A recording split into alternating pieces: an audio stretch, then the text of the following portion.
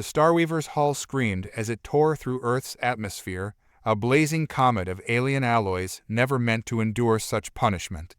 Inside the ship's command center, bathed in the frantic flashing of emergency lights, Captain Zaxter's four-fingered hands danced across holographic controls with desperate precision. "Neela, reroute all power to the stabilizers," Zaxter bellowed over the cacophony of alarms and groaning metal. His violet eyes, wide with determination, reflected the chaos of failing systems on a dozen flickering screens. The slender form of Neela, the ship's chief engineer, stumbled across the tilting deck. "It's no use, Captain. The quantum core is destabilizing. We're losing containment." A violent shudder rocked the Starweaver, sending crew members sprawling. Kreldor, the hulking security chief, barely managed to catch Lyria, the ship's young medic, before she slammed into a sparking console. "Captain," Voxton's normally calm voice cracked with urgency from the navigation station, "Earth's gravity well is too strong. Our trajectory, we're heading straight for a populated area." Zaxter's antenna twitched with grim resolve. "Kiplo, send out a distress beacon on all frequencies. Pray to the cosmic mothers that someone out there is listening." As the communications officer complied, the viewscreen filled with the rapidly approaching landscape of a bustling city. Skyscrapers reached up like accusing fingers, their gleaming surfaces reflecting the Starweaver's fiery descent. "Brace for impact," Zaxter roared, gripping his command chair. The ship's nose dipped, aiming for a stretch of parkland amidst the urban sprawl. In those final seconds, as the ground rushed up to meet them, a chilling thought struck the captain. They knew nothing of this world, its inhabitants, or the dangers that awaited them. The Starweaver struck Earth with a thunderous explosion, carving a deep furrow through trees and soil before coming to rest in a smoking crater. Silence fell, broken only by the hiss of ruptured systems and the distant wail of human emergency vehicles. Inside the mangled wreckage, Captain Zaxter's consciousness flickered. Through a haze of pain, he saw the still forms of his crew scattered around him. Outside, strange voices and flashing lights approached. As darkness closed in, one burning question seared through his fading mind. Was this really the end, or just the beginning of humanity's greatest challenge? As the dust settled and the acrid smoke began to clear, the wreckage of the Starweaver lay like a broken behemoth in the heart of what was once a serene city park. Captain Zaxter, his iridescent scales dulled by soot and blood, was the first to stir. He blinked his violet eyes, struggling to focus through the haze of pain and disorientation. "Status report," he croaked, his voice barely audible over the crackle of electrical fires and the distant wail of unfamiliar sirens. Neela, the chief engineer, emerged from beneath a collapsed console, her slender form moving with obvious difficulty. "Captain," she gasped, clutching her side where a piece of shrapnel had pierced her exoskeleton.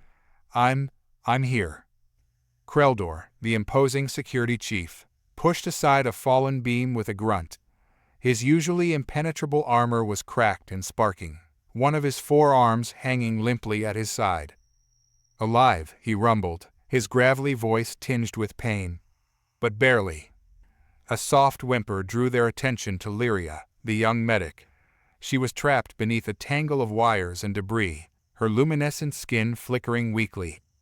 I can't feel my legs," she whispered, fear evident in her large, almond-shaped eyes.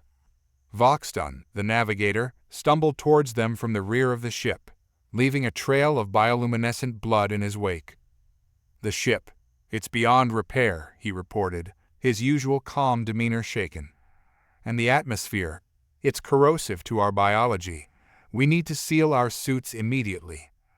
As the surviving crew members activated their emergency environmental seals, they became acutely aware of the alien world around them. The air was thick with unfamiliar scents and sounds, the gravity slightly stronger than what they were accustomed to. Through the gaping hole in the ship's hull, they could see strange flora swaying in the wind, and in the distance, structures of glass and metal loomed ominously. The distress beacon, Zaxter suddenly remembered, hope flaring briefly in his chest. He limped towards the communications array, but his hope was quickly extinguished. The beacon lay in ruins, its delicate components crushed beyond repair. Neela confirmed his fears with a shake of her head. "It's no use, Captain. The impact destroyed it completely. We're cut off, alone on this Deathworld." The reality of their situation began to sink in. They were stranded on an unknown, potentially hostile planet, injured, and without means of contacting their home world. As the sounds of approaching vehicles grew louder, Zaxter realized with a sinking feeling that their ordeal was only beginning. "Prepare yourselves," he ordered, his voice regaining some of its authority. "We don't know what kind of reception we're about to receive. But remember, we're still a crew. We're still alive. And as long as we stick together, we have a chance." The 5 aliens huddled close, watching warily as the first human responders appeared on the edge of the crash site. The true test of survival on Earth was about to begin.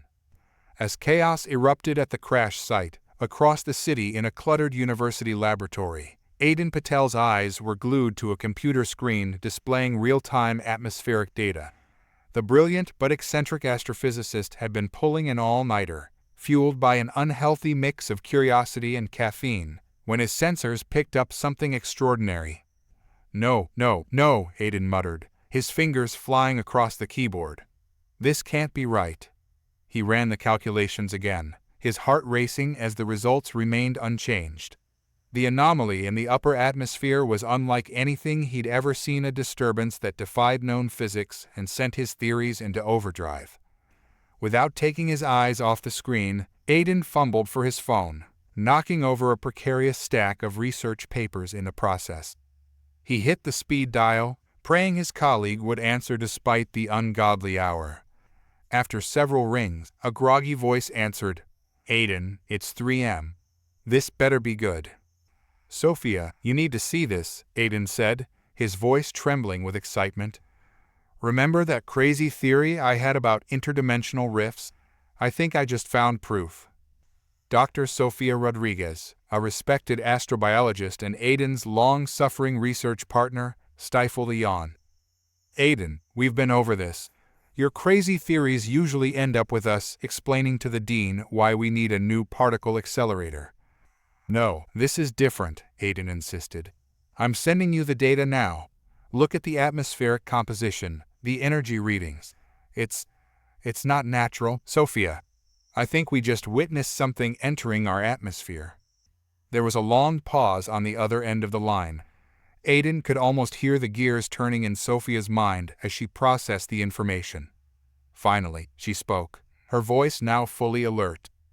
"Aiden, if this is accurate, are you suggesting what I think you're suggesting? Extraterrestrial visitor, Sophia. It's the only explanation that fits." "That's a bold claim, even for you," Sophia cautioned, but Aiden could hear the excitement creeping into her voice. "We need more evidence before we can even consider going public with this." As if on cue, Aiden's computer pinged with an incoming news alert. His eyes widened as he read the headline. "Sophia, turn on the news. Now." Across town, Sophia scrambled for her remote, flicking on the TV just in time to catch a breaking news report. The screen showed aerial footage of a smoking crater in Millennium Park, surrounded by emergency vehicles and a growing crowd of onlookers. Witnesses report seeing a bright light streaking across the sky moments before the explosion. The reporter's voice crackled through the phone. "Officials have cordoned off the area and are urging residents to stay indoors." "My God," Sophia breathed. "Aiden, are you seeing this?" "I'm already on my way," Aiden replied, stuffing equipment into his backpack. "Meet me at the park. And Sophia, bring your xenobiology kit. I have a feeling we're going to need it." As Aiden rushed out of his lab, his mind raced with possibilities. Years of being dismissed as a crackpot, of having his theories ridiculed by the scientific community, all led to this moment. He knew in his bones that this was it, the proof he'd been searching for his entire career. Meanwhile, at the crash site, the situation was rapidly escalating. Police officers formed a perimeter around the smoking wreckage, their faces a mix of awe and fear as they caught glimpses of movement within the alien craft. Fire trucks and ambulances stood at the ready, their crews unsure how to proceed in the face of such an unprecedented event. Detective Liam O'Connor, first on the scene, barked orders into his radio. "I need the entire area locked down. No one gets in or out without my say-so. And somebody get me the damn military on the line." As the words left his mouth, an eerie silence fell over the crowd. The smoke parted, revealing a figure emerging from the wreckage, a figure that was decidedly not human. Captain Zaxter, his environmental suit activated and gleaming in the flashing lights of the emergency vehicles, took a tentative step towards the gathered humans. Behind him, the rest of his battered crew followed, each movement cautious and pained. The assembled humans gasped collectively, some stumbling backward in shock. Officer Zoe Nkosi, her hand trembling on her holstered weapon, whispered to her partner, "What do we do now?" In that moment of first contact, as two species faced each other across a gulf of fear and wonder, the fate of both hung in the balance. And racing towards this cosmic convergence were Aiden and Sophia, armed with nothing but scientific curiosity and a desperate hope that humanity's first encounter with alien life wouldn't be its last. As the initial shock of the encounter with humans began to subside, Captain Zaxter made a swift decision. With a series of subtle gestures in their native sign language, he instructed his crew to retreat into the relative safety of their damaged ship. The humans' reactions, a mix of fear and fascination, were too unpredictable to risk further exposure.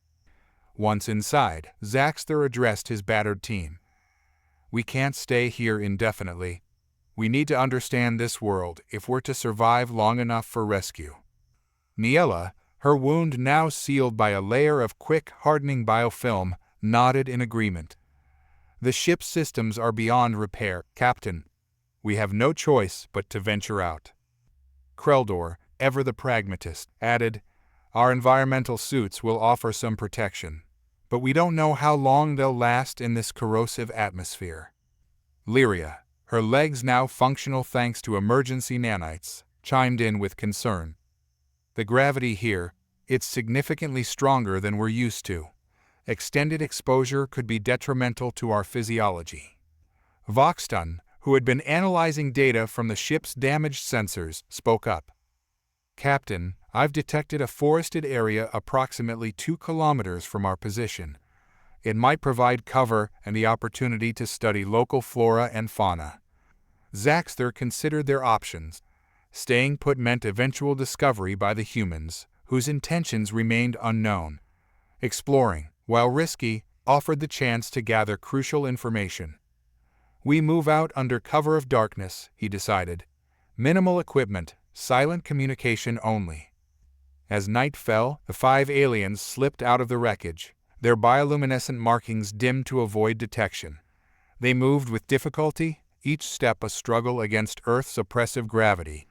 The air, even filtered through their suits, felt thick and alien in their respiratory systems. They made their way through the outskirts of the city, marveling at the strange architecture and unfamiliar technology. Vehicles whizzed by on elevated roads, their combustion engines a primitive yet effective means of transportation. Massive structures of glass and steel towered above them, reflecting the myriad lights of the nocturnal cityscape. As they reached the edge of the urban area, the aliens encountered their first patch of Earth wilderness. The forest loomed before them, a dark and foreboding mass of vegetation, unlike anything on their home world. Trees, their trunks thick and unyielding, reached skyward with gnarled branches. Unfamiliar scents permeated their suits' filters, a complex mixture of organic compounds that set their sensory organs on edge. Lyria, her scientific curiosity overcoming her fear, approached a flowering plant. Its petals, iridescent in the moonlight, seemed to pulse with life. As she reached out to touch it, the flower suddenly snapped shut, nearly trapping her hand. She recoiled in shock, a reminder that even the most beautiful things on this world could be dangerous. As they ventured deeper into the forest, the aliens became acutely aware of the sounds surrounding them. Chirps, rustles, and distant howls created a cacophony of alien noise that set their nerves on edge. Voxton, using a handheld scanner, detected multiple life forms moving in the underbrush around them. "Captain," he whispered, his voice tense, "I'm picking up a larger organism approaching from the north. Its mass and speed suggest a predator." Before Zaxter could respond, a low growl emanated from the darkness ahead. The team froze, their hearts racing as a pair of gleaming eyes appeared between the trees. A massive shape emerged, a bear, its fur matted and its teeth bared in a snarl. The alien crew, unaccustomed to Earth's wildlife, stood paralyzed with fear. The bear, equally startled by these strange, glowing creatures, rose to its full height with a roar that shook the forest floor. Kreldor, acting on instinct, moved to protect his teammates. He activated his suit's defense mechanism, generating a shimmering energy field. The bear, confused and agitated by this display, charged forward. "Scatter," Zaxter commanded, but the crushing gravity slowed their movements. Lyria stumbled, her suit scraping against a tree trunk and emitting sparks. The bear, drawn by the sudden movement, changed course and barreled towards her. Niella, thinking quickly, detached a piece of equipment from her belt and hurled it at the charging predator. The device exploded in a brilliant flash of light, momentarily blinding the bear. It reared back, pawing at its eyes and roaring in confusion. "Run," Zaxter ordered, helping Lyria to her feet. The team fled deeper into the forest, their labored breathing and the pounding of their hearts drowning out the sounds of pursuit. As they crashed through the underbrush, each step a monumental effort against Earth's gravity, the reality of their situation hit home. They were aliens on a world they didn't understand, surrounded by dangers they couldn't comprehend, with no guarantee of survival. The bear's roars faded into the distance, but new sounds emerged: the snapping of branches, the rustle of leaves, and unidentified creatures calling in the night. The alien crew pressed on, unsure of their direction or destination, driven by the primal instinct to survive. As dawn began to break, casting an eerie light through the canopy, Captain Zaxter realized with growing dread that they were hopelessly lost in this alien wilderness. Their suits, damaged and low on power, beeped warnings of imminent failure. The question that had plagued him since their crash now returned with terrifying clarity. Would they survive long enough on this Deathworld to be rescued, or had their mission already reached its fatal conclusion? As the first rays of dawn painted the sky, Aiden Patel's beat-up sedan screeched to a halt at the edge of the police cordon surrounding Millennium Park. Sofia Rodriguez was already there, her xenobiology kit slung over her shoulder, arguing with a stern-faced officer. "I'm telling you, we're scientists from the university," Sofia insisted, flashing her credentials.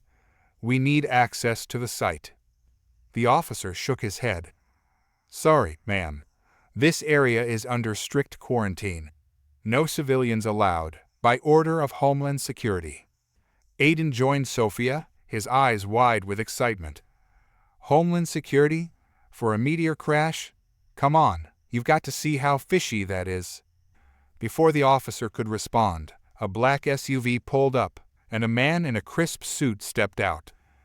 "Dr. Patel, Dr. Rodriguez," he called, approaching them with a practiced smile. "I'm Agent Ethan Nguyen. I understand you have some theories about last night's incident." Sofia narrowed her eyes. "It's more than theories. We have data showing." "I'm sure you do," Agent Nguyen interrupted smoothly. "Why don't we discuss this somewhere more private?" He gestured towards his vehicle. Aiden and Sofia exchanged glances. This was their chance to get closer to the truth, but something about Agent Nguyen's demeanor set off alarm bells. "Actually," Aiden said, thinking quickly, "we need to grab some equipment from our lab first.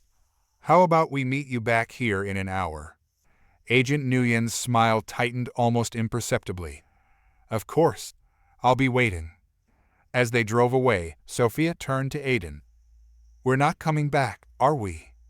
"Not a chance," Aiden replied, his knuckles white on the steering wheel. "They're trying to cover this up, Sofia. We need to find proof before they scrub the entire site." They spent the next hour gathering equipment and poring over satellite imagery of the area. Sofia pointed to a section of forest north of the crash site.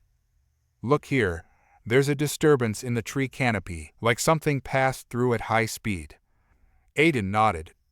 Good eye. That's our best bet for finding debris they might have missed. Avoiding main roads, they made their way to the forest edge. As they hiked deeper into the woods, their handheld sensors began picking up unusual readings. These energy signatures, Sophia murmured, studying her device. They're like nothing I've ever seen. Definitely not terrestrial in origin.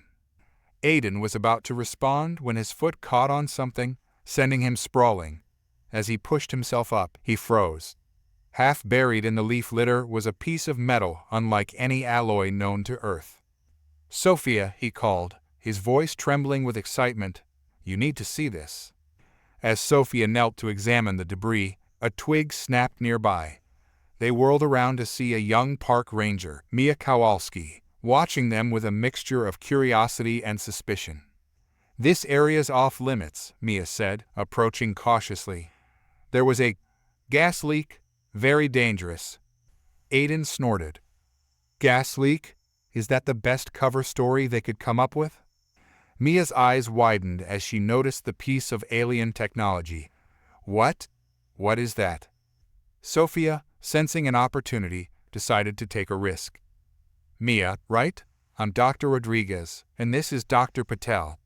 We're scientists investigating something extraordinary. Something the government is trying to hide. Will you help us? Mia hesitated, her training warring with her curiosity. Finally, she nodded. I've been seeing strange things in these woods all night. Lights, sounds, things that don't make sense. What's really going on? As Aiden and Sophia brought Mia up to speed, a distant roar echoed through the trees, followed by an otherworldly screech. The three of them froze, eyes darting nervously. That wasn't a bear, was it? Aiden whispered. Mia shook her head slowly. We don't have any animals in this forest that sound like that. Sophia's sensor beeped urgently. Guys, I'm picking up multiple non-terrestrial biosignatures about half a kilometer north. They're on the move. Aiden's face lit up with a mix of terror and exhilaration. We need to get closer. This could be our only chance to make first contact. Mia looked at them like they were insane. First contact? You mean aliens? Real? Actual aliens? Another screech pierced the air, closer this time. Sophia gripped her sensor tightly. I think first contact might be coming to us. As they stood there, caught between fear and scientific curiosity, the underbrush ahead began to rustle. Something was approaching, something not of this earth. Aiden fumbled for his camera, determined to capture irrefutable evidence. Sophia readied her xenobiology kit, her hands shaking with a mixture of excitement and terror. Mia unholstered her tranquilizer gun, unsure if it would have any effect on an extraterrestrial being. The rustling grew louder, and a faint glow became visible through the leaves. In that moment, as they stood on the precipice of a discovery that would change human history forever, Aiden, Sophia, and Mia realized that their lives and potentially the fate of two species hung in the balance. The alien figures emerged from the underbrush, their bioluminescent markings pulsing weakly, their strange eyes wide with fear and exhaustion. For a heartbeat, humans and aliens stared at each other in stunned silence. Then, Captain Zaxby raised his four-fingered hand in what he hoped was a universal gesture of peace, and spoke in his native tongue a sound unlike anything the humans had ever heard. The next chapter of this interstellar drama was about to unfold, with the fate of both Earth and the stranded alien crew hanging in the balance. The forest clearing crackled with tension as two worlds collided. Aiden, Sophia, and Mia stood frozen, their eyes locked on the 5 alien beings before them. Captain Zaxter and his crew, their environmental suits damaged and power depleting, regarded the humans with a mixture of fear and desperate hope. Aiden's hand trembled as he raised his camera, the soft click of the shutter shattering the silence. The sound startled Kreldor, who instinctively moved to shield his captain. His sudden movement caused Mia to raise her tranquilizer gun, her ranger training kicking in despite the unprecedented situation. "Wait," Sophia called out, her voice cutting through the tension. She slowly lowered Mia's arm, her eyes never leaving the aliens. "We're not here to hurt you," she said softly, unsure if they could understand. Zaxter's antennae twitched, picking up on the non-threatening tone if not the words themselves. He took a cautious step forward, his four-fingered hand still raised in a gesture of peace. "Greetings, beings of Earth," he said in his native language, a series of melodic clicks and whistles.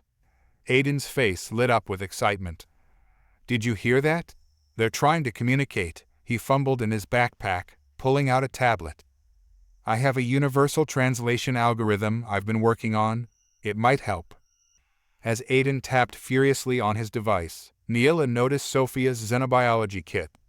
The alien engineer's eyes widened with recognition. Scientific equipment was apparently a universal constant. She nudged Lyria, the medic, and gestured towards Sophia. Lyria, understanding the intent, slowly approached Sophia. The young alien reached into a compartment in her suit and produced a small, glowing orb. She held it out to Sophia, her large eyes blinking rapidly in what seemed to be a sign of trust. Sophia, her scientific curiosity overcoming her fear, carefully accepted the orb. As soon as it touched her hand, it pulsed with light, and suddenly, she could understand the alien's speech. "It's a universal translator," Lyria explained, her words now clear to Sophia. "We use it for diplomatic missions." Sophia gasped, turning to her companions. "I can understand them. This device, it's translating for me." Aiden looked up from his tablet, his expression a mix of awe and slight disappointment that his own algorithm had been rendered unnecessary. "Ask them who they are, where they're from." Sophia nodded, turning back to the aliens. "We welcome you to Earth. I'm Dr. Sofia Rodriguez, and these are my colleagues, Dr. Aiden Patel and Ranger Mia Kowalski. Can you tell us about yourselves?" Captain Zaxter stepped forward, his posture relaxing slightly. "I am Captain Zaxter of the starship Starweaver. We come from a planet called Lumina, many light years from your world. Our mission was one of peaceful exploration, but we encountered difficulties." As Zaxter explained their crash landing and subsequent ordeal in the forest, the humans listened in rapt attention. The initial fear on both sides began to dissipate, replaced by a growing sense of wonder and shared scientific curiosity. Aiden, barely containing his excitement, peppered the aliens with questions about their technology and home world. Neela and Voxton eagerly engaged, finding common ground in their love of science and exploration. Mia, still processing the reality of the situation, found herself drawn into a conversation with Kreldor about the various Earth animals they had encountered. The security chief's description of their bear encounter both amused and alarmed her. As the impromptu cultural exchange continued, Sophia noticed Lyria examining her with intense interest. "Is everything all right?" she asked the alien medic. Lyria hesitated before responding. "Your biology, it's fascinating. So different from ours, yet." She trailed off, seeming unsure whether to continue. Captain Zaxter, overhearing the exchange, made a decision. "Perhaps it's time we revealed the true nature of our mission," he said gravely. "Dr. Rodriguez, what do you know about the concept of panspermia?" Sophia's eyes widened. "The theory that life could be distributed throughout the universe by asteroids or comets. It's a controversial hypothesis in our scientific community." Zaxter nodded. "On our world, it's more than a hypothesis. You see, our mission wasn't just one of exploration. We came to Earth because we believe. We have reason to think." He paused, seemingly struggling with the weight of his next words. Neela, sensing her captain's hesitation, finished for him. "We believe that life on Earth and life on Lumina share a common origin. In fact, we have evidence to suggest that our species may be distantly related." The clearing fell silent as the implications of this revelation sank in. Aiden, Sophia, and Mia exchanged stunned glances, their worldviews shifting dramatically in an instant. But before anyone could respond, the sound of approaching vehicles broke through the forest stillness. Agent Nguyen's voice called out, "Dr. Patel, Dr. Rodriguez, we know you're out here." The moment of scientific breakthrough was shattered. replaced by a new, urgent reality. Humans and aliens alike realized that their newfound connection was about to face its first, crucial test. Zaxter's eyes met Sophia's, a silent understanding passing between them. Whatever came next, the fate of two worlds now hung in the balance, and the choices made in the next few moments would shape the future of both species. As government agents crashed through the underbrush, closing in on their location, the unlikely group of humans and aliens braced themselves for what promised to be a pivotal confrontation. As the sound of approaching agents grew louder, Aiden made a split-second decision. "Quick, this way," he whispered urgently, leading the group deeper into the forest. They moved as swiftly and quietly as possible, the aliens struggling against Earth's gravity. Once they'd put some distance between themselves and their pursuers, they paused in a dense thicket. Mia, her ranger skills proving invaluable, quickly fashioned a natural blind to conceal them. "We should be safe here for a while," she said, her voice low. "But we need a plan." Sophia nodded, then turned to the aliens. "I have so many questions, but first, are you all okay? You seem to be having difficulty moving." Captain Zaxter's bioluminescent markings pulsed weakly. "Your world is challenging for us. The gravity is much stronger than what we're accustomed to, and your atmosphere, while breathable, contains elements that are mildly toxic to our systems." Aiden's eyes widened with realization. "Of course, from your perspective, Earth must be like a Deathworld," Neela finished for him. "That's the term our xenobiologists use for planets with conditions extremely hostile to most forms of life." Lyria, the medic, elaborated. "Our home world, Lumina, has about 0.7 of your gravity. Our atmosphere is primarily composed of gases you'd consider noble. The biological diversity here is staggering, but also terrifying. So many of your life forms seem designed to kill." Sophia listened intently, her scientific mind racing. "Yet you believe we share a common origin? How is that possible given our physiological differences?" Voxton, the navigator, chimed in. "Evolution is a powerful force, Dr. Rodriguez. Our theory suggests that the basic building blocks of life, perhaps even primitive microorganisms, were spread across the galaxy billions of years ago. Each world then shaped that life in unique ways." As the humans absorbed this information, Kreldor suddenly tensed. "Captain, our suits are critically low on power. Without them, prolonged exposure to this environment could be fatal." The gravity of the alien situation hit the humans hard. These weren't just visitors. They were castaways fighting for survival on a world that was inherently dangerous to them. Mia, practical as ever, spoke up. "We need to find you shelter, somewhere safe from both the environment and those agents." "But where?" Aiden snapped his fingers. "I know a place. My family has an old cabin about an hour's drive from here. It's isolated, off the grid. We could lay low there and figure out our next move." As they discussed the logistics of moving the aliens without detection, Sophia noticed Lyria studying a small insect crawling on a nearby leaf. The alien medic's fascination was evident, her large eyes tracking the bug's every movement. "Incredible," Lyria murmured. "Such a tiny creature, yet so complex. On our world, insects never developed exoskeletons. The low gravity didn't necessitate it." This sparked a flurry of questions from both sides. The humans were curious about Luminan biology and culture, while the aliens marveled at Earth's diversity and resilience. Zaxter explained their bioluminescent communication, a subtle language of pulses and colors that complemented their spoken words. Aiden was particularly intrigued by their four-fingered hands, wondering how it affected their technological development. In turn, the aliens were astonished by human endurance. "You mean you can run for hours?" Kreldor asked incredulously when Mia mentioned marathons. "On our world, such prolonged exertion would be physically impossible." As they exchanged information, both groups began to see their own worlds through new eyes. The humans realized how many of Earth's features they took for granted: the strength to overcome gravity, resistance to common bacteria, the ability to heal from cuts and bruises quickly. For the aliens, Earth's wonders came with a constant undercurrent of danger. Every breath taxed their systems, every movement required immense effort.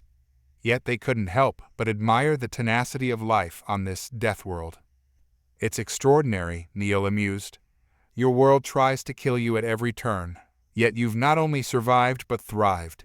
Perhaps that's why your species has advanced so quickly compared to ours. Adversity breeds innovation." Sophia nodded thoughtfully. "It's true. Many of our greatest achievements came from overcoming challenges.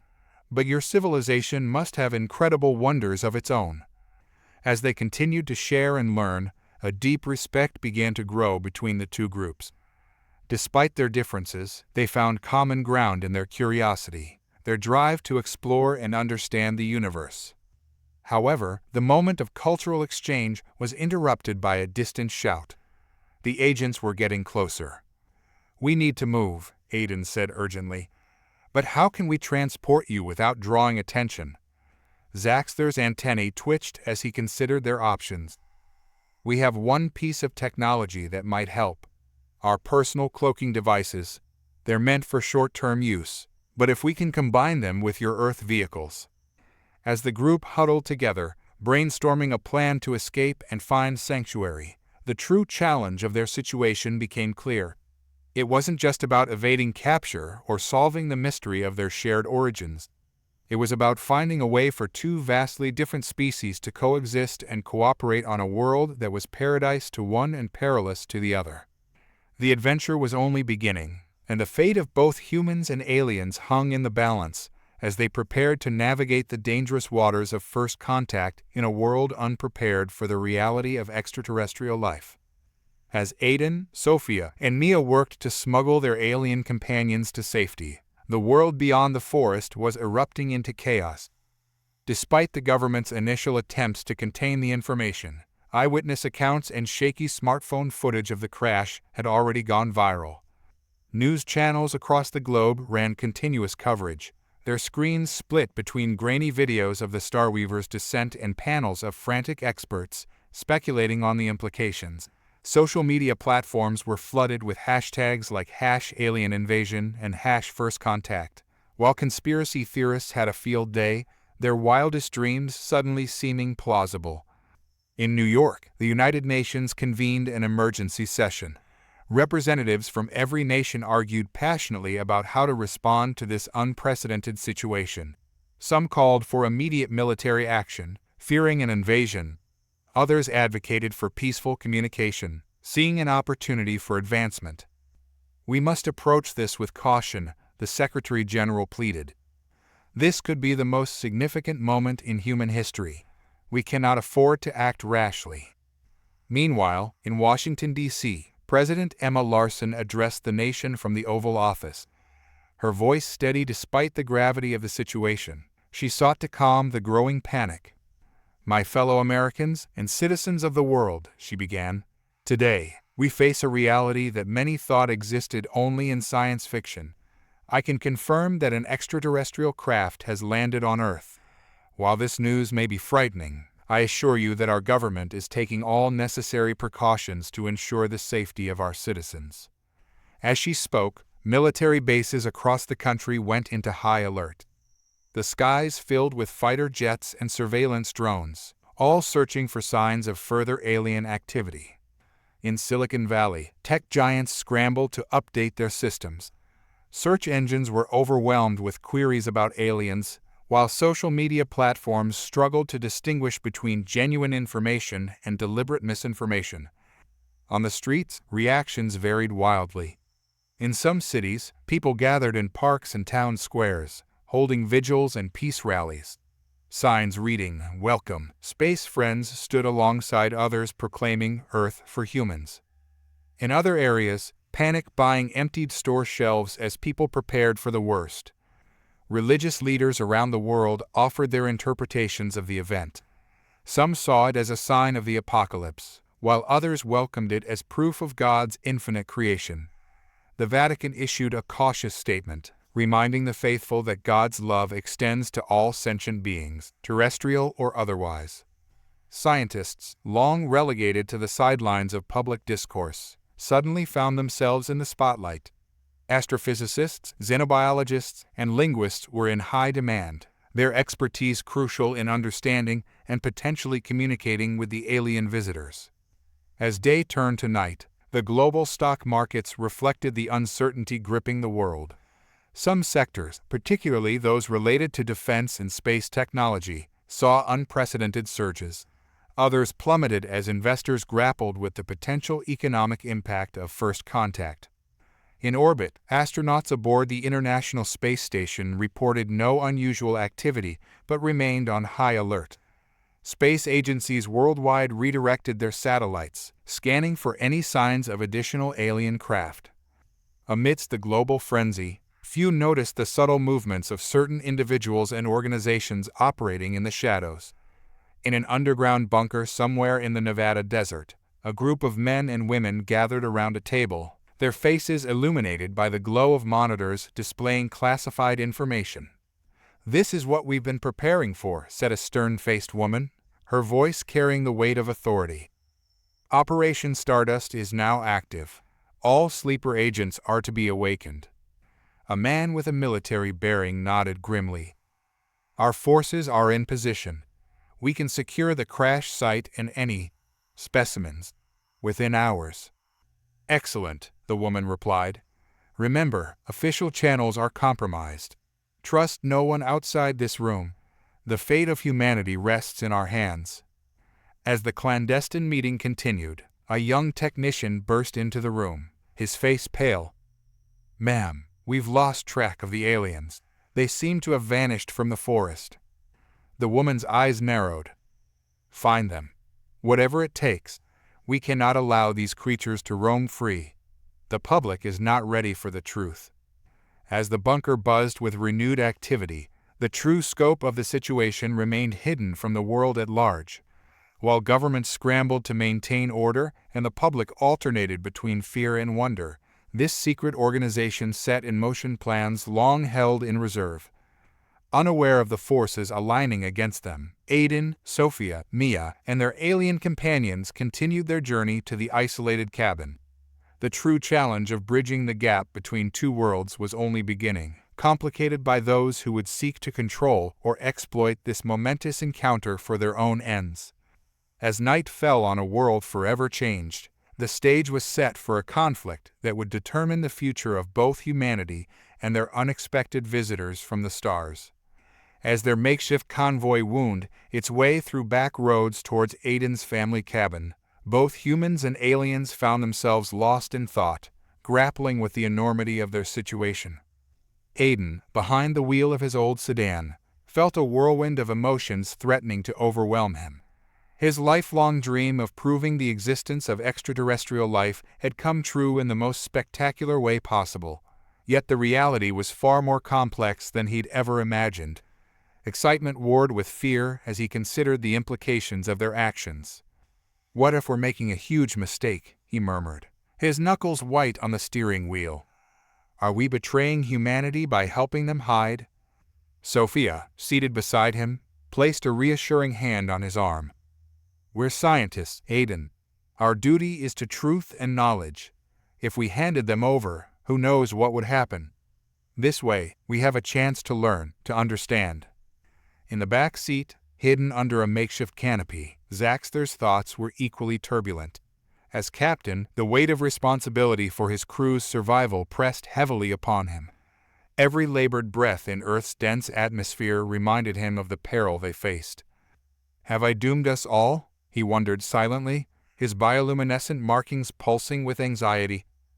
Was it hubris to think we could explore a Deathworld? Beside him, Neela sensed her captain's distress. In their species' subtle language of light and color, she conveyed reassurance and solidarity. They had faced challenges before. They would face this one together. As the hours passed, the adrenaline of their escape began to wear off, allowing deeper concerns to surface. Mia, following in her ranger vehicle with Kreldor and Lyria, found herself questioning everything she'd ever believed about her place in the universe. "If we're not alone," she mused, "what does that mean for our religions, our philosophies? Are we still special if we're just one of many sentient species? Lyria, her large eyes taking in the passing landscape with wonder, pondered the incredible biodiversity of Earth. As a medic, she couldn't help but marvel at the resilience of life on this planet. Yet she also felt a deep longing for the gentle environment of Lumina, so far away.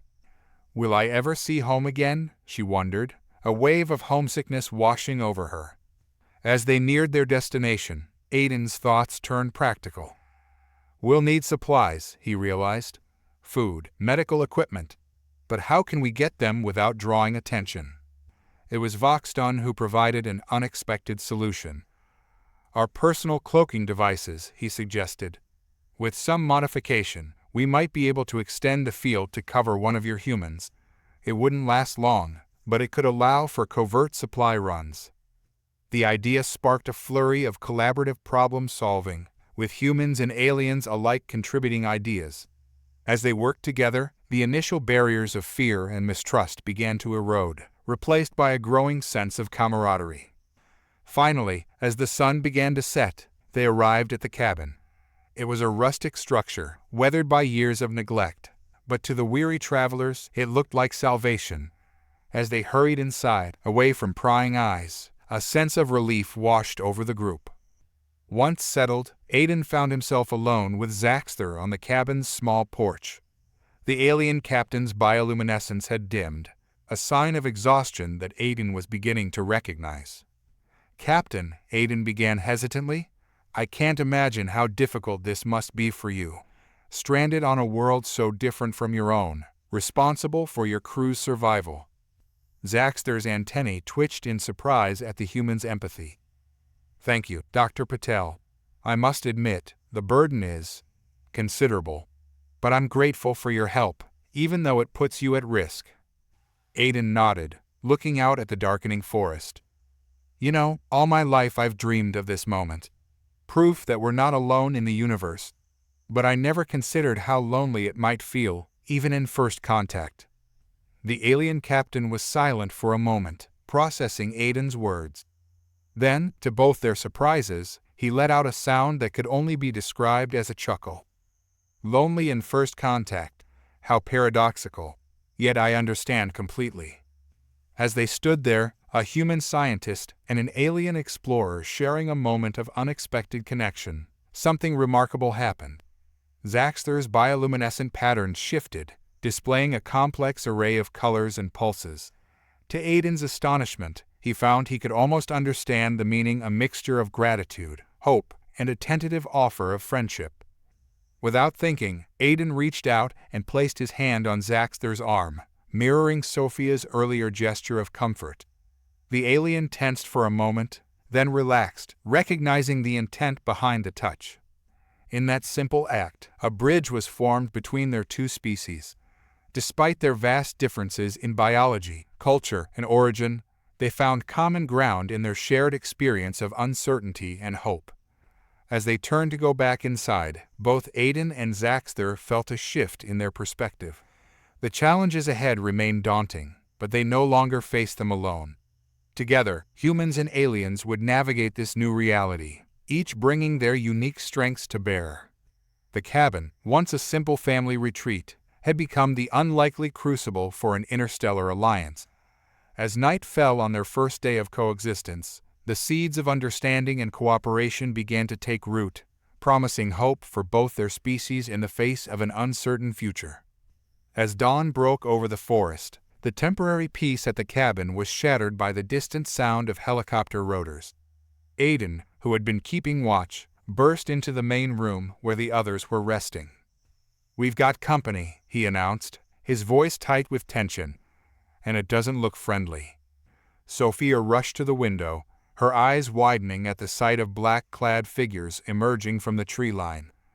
"How did they find us so quickly?" Mia, her ranger instincts kicking in, quickly assessed the situation. "They must have tracked our vehicles. We were too focused on hiding the aliens to cover our own tracks." Captain Zaxter, his bioluminescent patterns pulsing with alarm, turned to his crew. "Neela, Voxton, status on the cloaking devices." Neela shook her head, her movements sluggish in Earth's gravity. We've managed to adapt two for human use, but they're unstable. We can't cloak everyone. As the group hurriedly gathered their meager supplies, a voice boomed through a megaphone from outside. This is Agent Jackson Kim of the Extraterrestrial Containment Division. We have you surrounded. Come out with your hands up and turn over the alien entities. Kreldor moved to a defensive position near the door, his security training evident despite his weakened state. Captain, these humans may not be as peaceful as our friends here. We should prepare for conflict. Lyria, the medic, interjected. But we're in no condition to fight. This atmosphere, this gravity, we're at a severe disadvantage. Aiden's mind raced, searching for a solution. The root cellar, he exclaimed suddenly. There's an old tunnel system that the bootleggers used during Prohibition. It might lead us to safety. As Sophia and Mia quickly explained the concept of Prohibition to the confused aliens, Aiden pried open the hidden trapdoor. The tunnel beyond was dark and foreboding, but it was their only chance. Everyone in. Quickly, Zaxter ordered, his captain's authority cutting through the panic. Dr. Patel, you lead the way. Kreldor and I will bring up the rear. As they descended into the darkness, the sound of the cabin door being breached echoed above them. Agent Kim's voice grew more urgent. Sweep the entire area. They can't have gone far. And remember, the aliens are to be taken alive at all costs. The tunnel was narrow and damp, forcing the group to move in single file. The aliens struggled with the uneven terrain, their bodies not designed for such an environment. Lyria stumbled, nearly falling, but Mia caught her just in time. "Thank you," Lyria whispered, her large eyes reflecting the dim light of Aiden's flashlight. "Your kindness, it gives me hope for our peoples." As they pressed on, Sophia's scientific curiosity couldn't be suppressed, even in their dire situation. Agent Kim mentioned an extraterrestrial containment division. How long has our government been preparing for this? Aiden shook his head grimly. I don't know, but it explains the rapid response to the crash. They must have protocols in place for this exact scenario. Suddenly, Voxton's handheld scanner began to beep urgently. Captain, I'm detecting multiple life signs ahead and behind. We're being boxed in. The group halted, trapped between two approaching forces. Panic began to set in as the reality of their situation became clear. They were outnumbered, outgunned, and the aliens were in no condition for a prolonged chase. In that moment of desperation, an unlikely hero emerged. Neela, the quiet engineer, stepped forward. I have an idea, she said, her voice steady despite the fear evident in her bioluminescent patterns. But it's risky, and it will reveal our presence to this world in a way we can't take back. Zaxter considered for a moment, then nodded. Do it. Our survival is paramount. Neela pulled out a small device from her suit, its surface glowing with an otherworldly energy. This is an emergency beacon, she explained to the humans. It's designed to cut through any atmosphere, any interference. But activating it will alert not just your governments, but potentially others. The implications hung heavy in the air.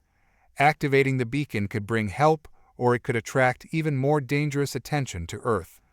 The humans exchanged glances, silently weighing the risks. We trust you, Aiden said finally, speaking for the group. Do what you need to do. With a nod, Neela activated the beacon. A pulse of energy surged through the tunnel, momentarily overloading the humans' flashlights and sending the aliens' bioluminescence into a frenzy. In the darkness that followed, chaos erupted. The government agents, caught off guard by the energy pulse, stumbled in confusion. Seizing the moment, Mia led the group through a side passage she had noticed earlier, her ranger training proving invaluable.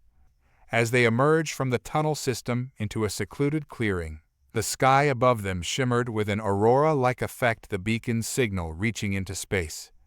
What happens now? Sophia asked, her voice barely above a whisper.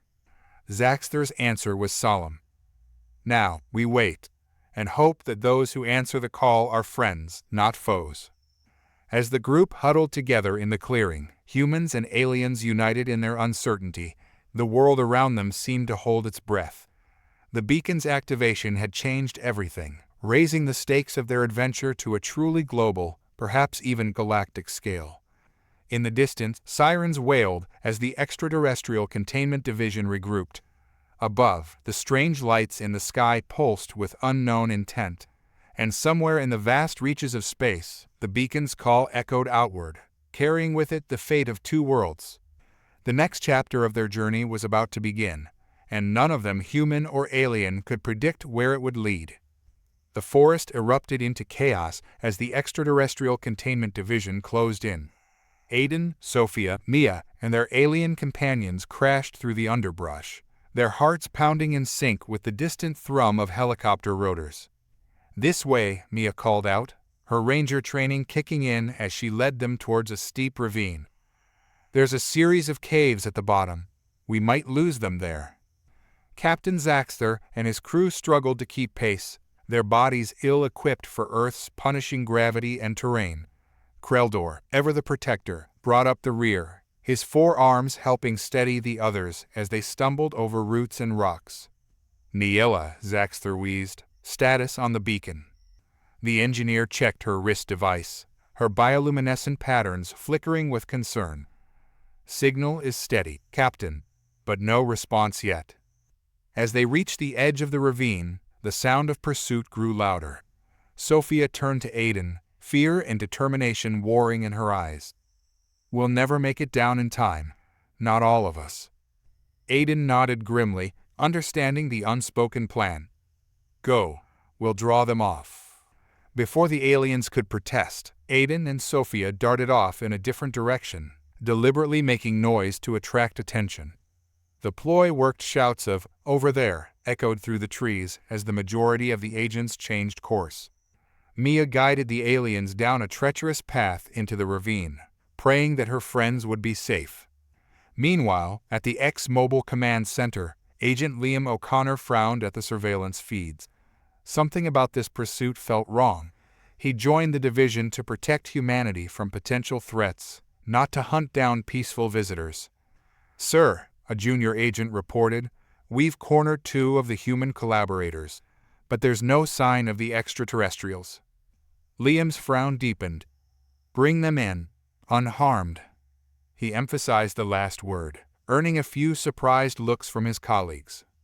As Aiden and Sophia were led into the command center, hands zip-tied behind their backs, Liam studied them closely. These weren't hardened criminals or zealots. They looked like scientists. "Dr. Patel and Dr. Rodriguez, I presume," Liam said, his voice carefully neutral. "I'm Agent O'Connor. I think it's time we had a chat." Aiden met the agent's gaze defiantly. "We have nothing to say to you. What you're doing is wrong." Liam leaned in, lowering his voice. "What if I told you I agree? But I need to understand what we're dealing with here. Help me help them." Sophia and Aiden exchanged a glance, years of friendship allowing for silent communication. Sophia nodded slightly. "They're not a threat," she said quietly. "They're scientists, like us. Explorers. Their ship crashed, and they're just trying to survive on a world that's incredibly hostile to their biology." Liam absorbed this information, his mind racing. Everything he'd been told about the potential danger of alien contact was being challenged. But before he could respond, alarms blared throughout the command center. "Sir," an agent called out, "we're picking up a massive energy signature. Something's entering the atmosphere." Outside, the sky lit up like day as a sleek, silver craft descended rapidly towards their location. It was clearly of alien origin, but unlike anything they'd seen before. In the confusion, Liam made a split-second decision. He quickly cut Aiden and Sophia's restraints. "Go," he whispered urgently. "Find your friends. I'll buy you some time." As Aiden and Sophia slipped away, Liam turned to face his bewildered team. "New plan," he announced, his voice ringing with authority. "We're shifting to a containment strategy. Our priority is to secure the area and prevent any civilian casualties." His orders sent the ICT into a flurry of activity, redirecting resources away from the hunt for the stranded aliens. Liam knew he might be ending his career or worse, but he couldn't shake the feeling that he was on the right side of history. Deep in the ravine caves, Mia and the aliens looked up in awe as the new ship descended. "Are they friends of yours?" she asked Zaxter. The captain's antennae twitched nervously. I don't recognize the design. This could be a rescue. Or something far worse." As the silver craft touched down in a clearing near the ravine, its hull seamlessly morphing to form an exit ramp, the group held their breath. Aiden and Sophia arrived just in time, panting from their escape. "What did we miss?" Aiden gasped. Before anyone could answer, a figure emerged from the ship. Tall, elegant, and unmistakably alien, but unlike Zaxter's people. Its eyes, deep and unfathomable, surveyed the scene before settling on the mixed group of humans and stranded aliens. When it spoke, its voice seemed to bypass their ears and resonate directly in their minds. "Greetings, children of Earth and Lumina. We've been waiting a long time for this moment." The humans and Luminan aliens exchanged looks of shock and confusion. As the new arrival took a step towards them, they realized that their adventure had only just begun, and the fate of two worlds now hung in the balance. The arrival of the mysterious new alien had thrown everyone's plans into disarray. After tense introductions and hurried explanations, the group decided to relocate to a more secure location, the abandoned warehouse Aiden had spotted during their flight. As they settled into the dilapidated structure, Captain Zaxter called his crew together. "Our priority must be repairing the Starweaver," he announced, his bioluminescent patterns pulsing with determination. "If we can get our distress beacon operational, we might be able to contact our home world." Neela, the engineer, shook her head despondently. "Captain, most of our advanced systems were destroyed in the crash. We're missing crucial components, and Earth's technology is primitive by comparison." Sophia, overhearing the conversation, stepped forward. "Maybe we can help," she offered. "Our technology might be less advanced, but we're pretty good at improvising." Aiden nodded enthusiastically. "Yeah, human ingenuity is our superpower. What exactly do you need?" As Neela began explaining their requirements, using holographic projections from her damaged wrist device, Aiden and Sophia's eyes widened. The technological gap was indeed vast, but not insurmountable. "Okay," Aiden said, his mind racing. "We might be able to replicate some of these components using a combination of high-end consumer electronics and some specialized equipment from university labs." Mia, who had been keeping watch, joined the discussion. "I know some people who can get us what we need without raising suspicions, but it won't be cheap." The next few days were a flurry of activity. The humans scoured the city for parts, calling in favors and using every connection they had. Meanwhile, the Luminan aliens worked tirelessly to adapt their damaged systems to interface with Earth technology. Voxton, the navigator, marveled at the humans' resourcefulness. "It's remarkable," he commented to Lyria as they watched Aiden and Sophia jury-rig a smartphone to function as a quantum flux regulator. "Their technology is so basic, yet they achieve so much with it." Lyria nodded, her large eyes filled with admiration. "Perhaps this is why they've survived on such a hostile world. They adapt quickly." As the repairs progressed, the group faced numerous setbacks. Earth's atmosphere played havoc with the Starweaver's delicate sensors, and the differing power systems caused frequent overloads. But for every problem, the combined team of humans and aliens found a solution. One evening, as they all gathered around a makeshift control panel, Neela announced, "I think we're ready for a test run." The atmosphere was tense as Zaxter initiated the startup sequence. Lights flickered, and a low hum filled the warehouse. For a moment, it seemed like it might work then. With a shower of sparks, the system went dark. "No," Neela cried, her frustration evident in her rapidly changing colors. "The power coupling couldn't handle the load. We're back to square one." But Aiden's eyes lit up with an idea. "Wait a second. What if we distributed the load? Instead of one big power source, we could use multiple smaller ones. Sophia caught on immediately. Like a network of car batteries, we could set up a parallel circuit to manage the power flow. The aliens looked skeptical, but with no other options, they agreed to try. Another day of feverish work followed, with Mia coordinating a discreet operation to borrow a dozen car batteries from a nearby junkyard.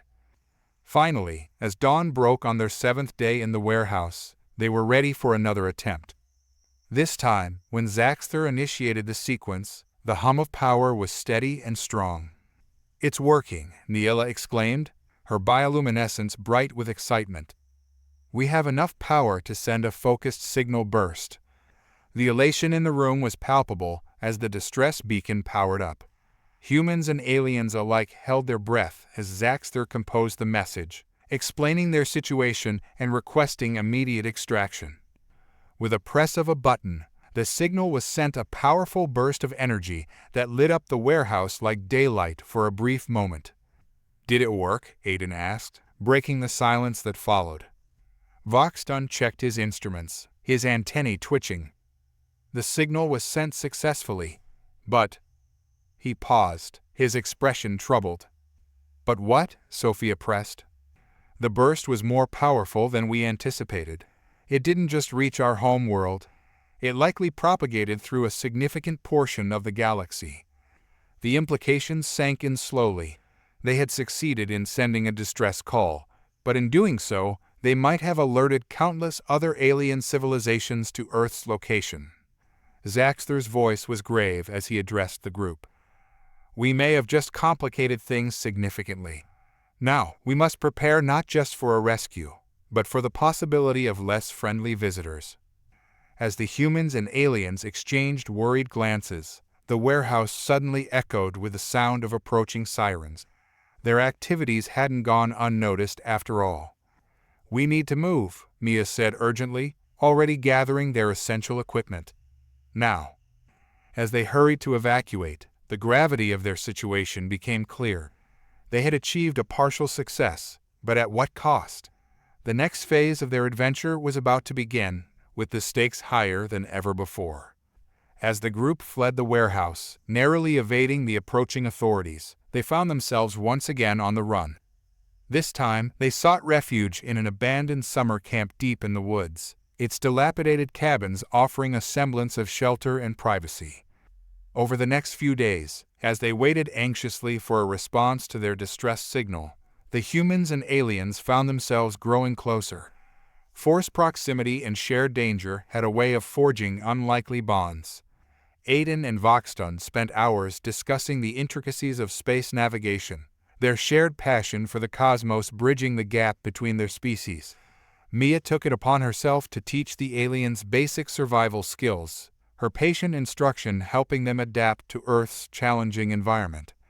But it was the connection between Sophia and Kreldor that took everyone by surprise. Despite their vast physiological differences, the human scientist and the alien security chief found themselves drawn to each other. It started with simple curiosity. Sophia, ever the xenobiologist, was fascinated by Kreldor's four-armed physiology and the intricate bioluminescent patterns that rippled across his skin. For his part, Kreldor was intrigued by Sophia's resilience and quick mind. One evening, as Sophia was examining a minor injury Kreldor had sustained during their escape, she found herself mesmerized by the pulsing lights beneath his skin. "Does it hurt?" she asked softly, her fingers hovering just above the wound.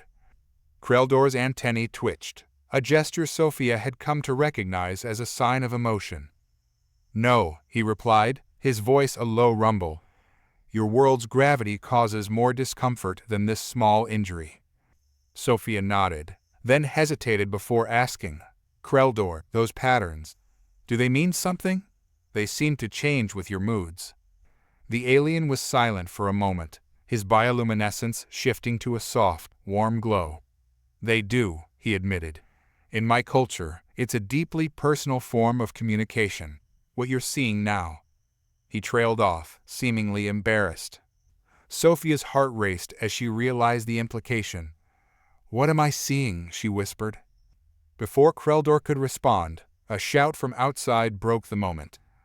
"Guys, come quick!" It was Aiden's voice, urgent and excited. As they all gathered around the makeshift communication array, Voxton's face was lit with joy. "We've received a response. A Luminan rescue ship is on its way. They'll be here within a week." The news was met with a mixture of relief and conflicting emotions. The aliens were overjoyed at the prospect of returning home, but the humans felt a surprising pang of sadness at the thought of their new friends leaving. Captain Zaxter turned to address the humans. "We owe you a debt we can never fully repay," he said solemnly. "When our people arrive, we'll ensure that your world is protected, your involvement kept secret if you wish." As the group discussed the implications of the impending rescue, none of them noticed Mia slipping away, her face a mask of turmoil. Later that night, as Sophia was walking back to her cabin, she overheard voices coming from the woods. Curiosity piqued, she crept closer, only to freeze in shock at what she saw. Mia was standing in a small clearing, speaking in hushed tones with a man Sophia recognized as Agent Liam O'Connor from the ECT. "You've done well," Liam was saying.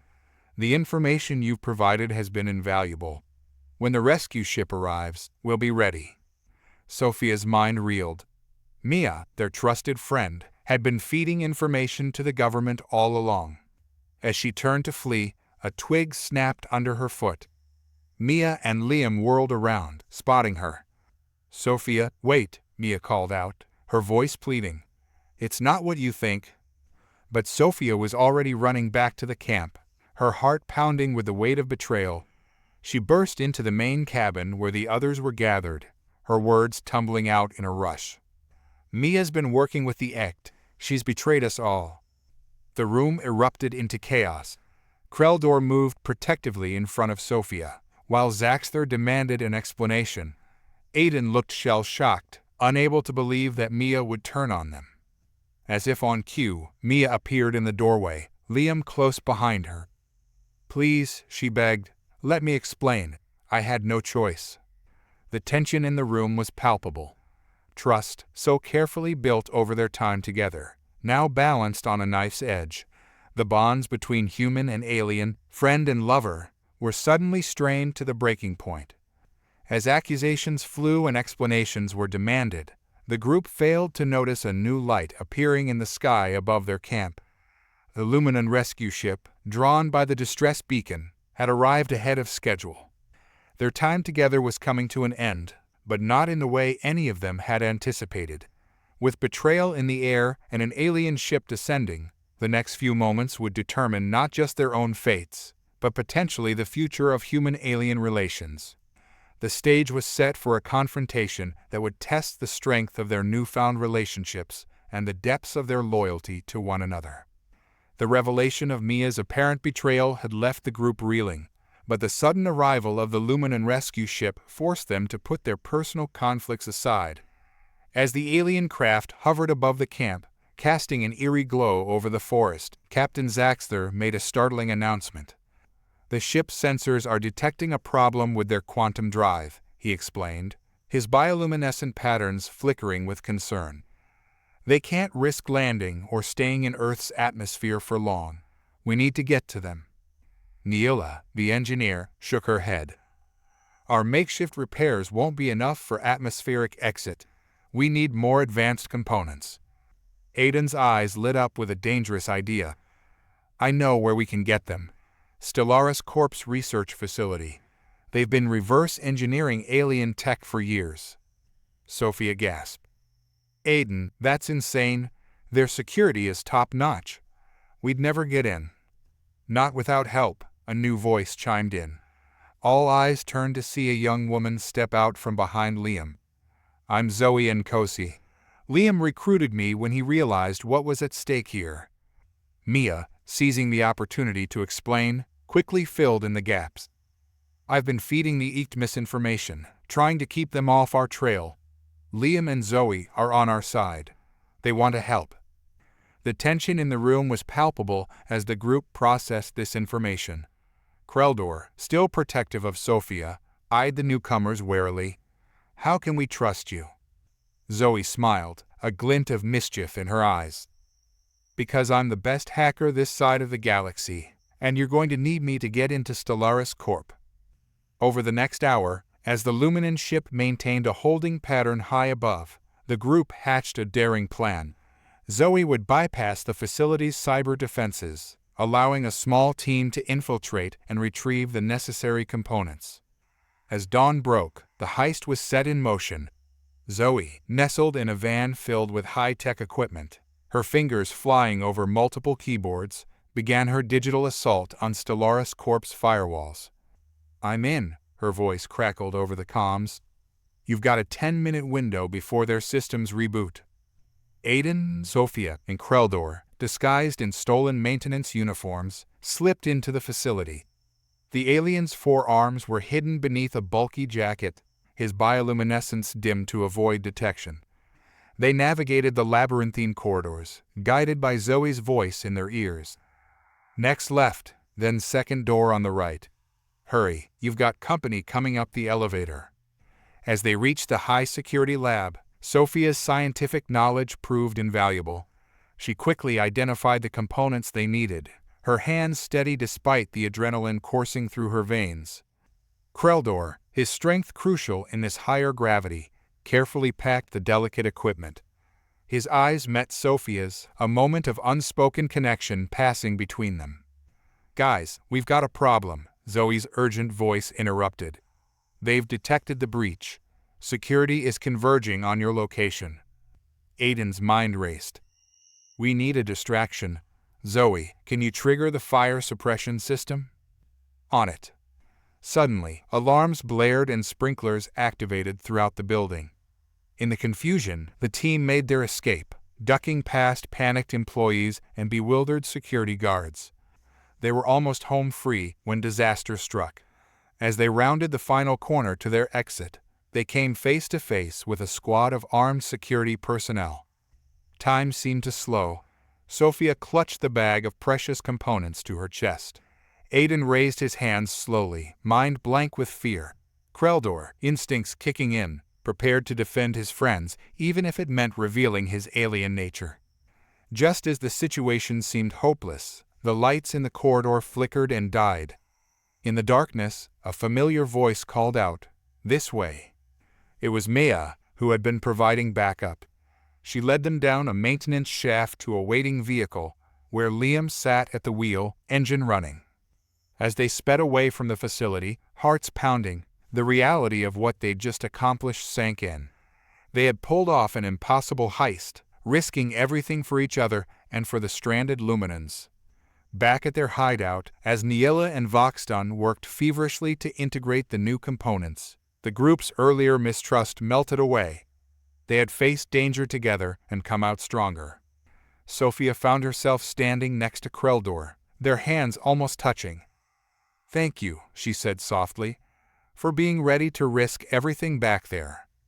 The alien's bioluminescent patterns swirled with warm colors. "For you," he replied simply, "I would risk far more."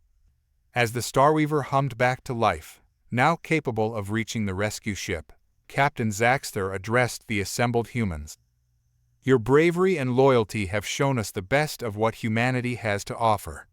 Whatever happens next, know that you have earned the eternal friendship of the Luminan people." The group shared a moment of unity, human and alien alike bound by their shared adventure. But as they prepared for the next phase of their journey, a new challenge loomed on the horizon. The components they had stolen weren't just advanced technology, they were the key to something far more dangerous, and Stellaris Corp wouldn't let such a prize go without a fight. The race to the stars was about to take an unexpected and perilous turn, testing their newfound bonds to the limit. As the Starweaver hummed with renewed energy, the group's elation was short-lived. The night sky suddenly blazed with searchlights, and the ominous thrum of helicopters filled the air. The extraterrestrial containment division had found them. "We need to launch now," Zaxter commanded, his bioluminescent patterns pulsing with urgency. Aiden shook his head, eyes fixed on his tablet. "The atmospheric interference is too strong.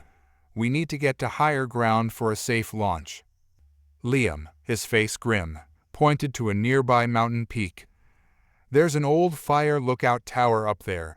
It might give us the elevation we need." As ECT vehicles began to converge on their location, the group sprang into action. They loaded the essential equipment into their vehicles, preparing for one final, desperate run. "Zoe, can you buy us some time?" Sophia asked as they worked. The hacker grinned, cracking her knuckles. "Watch me work." Within moments, the X communication systems were in chaos. False orders, scrambled coordinates, and phantom alien sightings flooded their channels, sowing confusion among the approaching forces. The caravan of fugitives sped through the night, their headlights off to avoid detection. Kreldor, his forearms proving invaluable, helped navigate the treacherous mountain roads while Mia used her ranger skills to spot potential hazards. As they neared the summit, a helicopter spotlight caught them in its glare. "They've spotted us," Neela cried out. Liam, his jaw set with determination, made a split-second decision. He veered off onto a side road, drawing the helicopter's attention. "Get to the tower," he shouted over the comm. "I'll lead them away." "Liam, no," Mia protested, but he was already gone, the sound of his engine fading into the distance. At the base of the fire lookout tower, the group scrambled to set up the launch equipment. Voxton's eyes widened as he checked the readings. "The rescue ship is beginning its descent. We don't have much time." As Aiden and Sophia worked with Neela to calibrate the Starweaver systems, Zaxter turned to the humans. "You've risked everything for us. Come with us. We can offer you sanctuary on Lumina." The offer hung in the air, tempting and terrifying in equal measure. But before anyone could respond, a new voice cut through the night. "I'm afraid that won't be possible." They turned to see Agent Jackson Kim emerging from the shadows, flanked by heavily armed ECT operatives. "Step away from the alien vessel. This situation is now under government control." Kreldor moved protectively in front of Sophia, his bioluminescence flaring with defiance. Zoe's fingers flew over her keyboard, desperately seeking a digital escape route. Mia stood her ground, her ranger training evident in her stance. But it was Aiden who stepped forward, his voice steady. "You don't understand what's at stake here, Agent Kim. This isn't just about us, or even about Earth. It's about our place in the galaxy." Kim's eyes narrowed. "Explain." Aiden took a deep breath, glancing at Zaxter, who nodded encouragingly. "Earth isn't just some random planet. According to Luminan records, it's a nexus point, a world of incredible strategic and cultural importance in galactic politics." Sophia picked up the thread, her scientific mind racing. "Think about it. Our world has an improbable abundance of life, a breathable atmosphere, liquid water. We're not just a habitable planet, we're a cosmic jackpot." "Which is why," Zaxter added, his tone grave, "your world has been under observation for millennia. Many species have a vested interest in Earth's development, some benevolent, others not so much." The ECT agents exchanged uneasy glances as the implications sank in. Earth wasn't an insignificant speck in the cosmos. It was a prize, coveted by forces beyond their comprehension. Agent Kim's resolve wavered. "If what you're saying is true." Suddenly, the night sky blazed with light. The Luminan rescue ship descended through the clouds, its advanced technology easily overcoming Earth's defenses. At the same time, new alerts blared from Zoe's computer. "Multiple unknown craft detected entering the solar system," she announced, her voice tight with tension. "They're not Luminan." As the group stood on the precipice of a new cosmic era, the weight of their choices became clear. The decisions made in the next few moments wouldn't just affect their own fates, but potentially the future of humanity and its place among the stars. Agent Kim lowered his weapon, his face a mask of conflicting emotions. "What do we do now?" Zaxter's antennae twitched as he surveyed the human scientists, rangers, hackers, and government agents all united in this moment of cosmic revelation. "Now," he said, his voice resonating with the gravity of the situation, "we prepare Earth for its true role in the galaxy." As the Luminant ship touched down and the unknown craft drew ever closer, the unlikely band of humans and aliens stood together, ready to face whatever the universe had in store. The true adventure, it seemed, was only just beginning. The chapter ended with the world on the brink of transformation, leaving readers breathless and eager to discover how humanity would navigate its newfound place in the cosmic order. As the Luminant rescue ship settled on the mountaintop, its sleek form dwarfing the human vehicles, a tense silence fell over the group. The ECT agents, led by a conflicted Agent Kim, stood down but remained vigilant. The unknown craft detected by Zoe's systems loomed as an unseen threat, their intentions a mystery. Captain Zaxter stepped forward, his bioluminescent patterns pulsing with a gravity that transcended species barriers. "It's time you knew the full truth," he began, his voice carrying a weight that commanded attention. "Our mission to Earth was never a simple exploration or an accidental crash landing." Aiden and Sophia exchanged glances, their scientific curiosity piqued despite the dire circumstances. Mia and Zoe moved closer, sensing the magnitude of the revelation to come. "Earth," Zaxter continued, "is known in galactic circles as the Cradle. It's not just a strategic location or a life-bearing world. It's the birthplace of a significant portion of sentient life in this sector of the galaxy." A collective gasp rose from the humans. Agent Kim's hand tightened on his weapon, but he made no move to interrupt. Miela, the engineer, activated a holographic display from her wrist device. It showed a map of the Milky Way, with Earth at its center.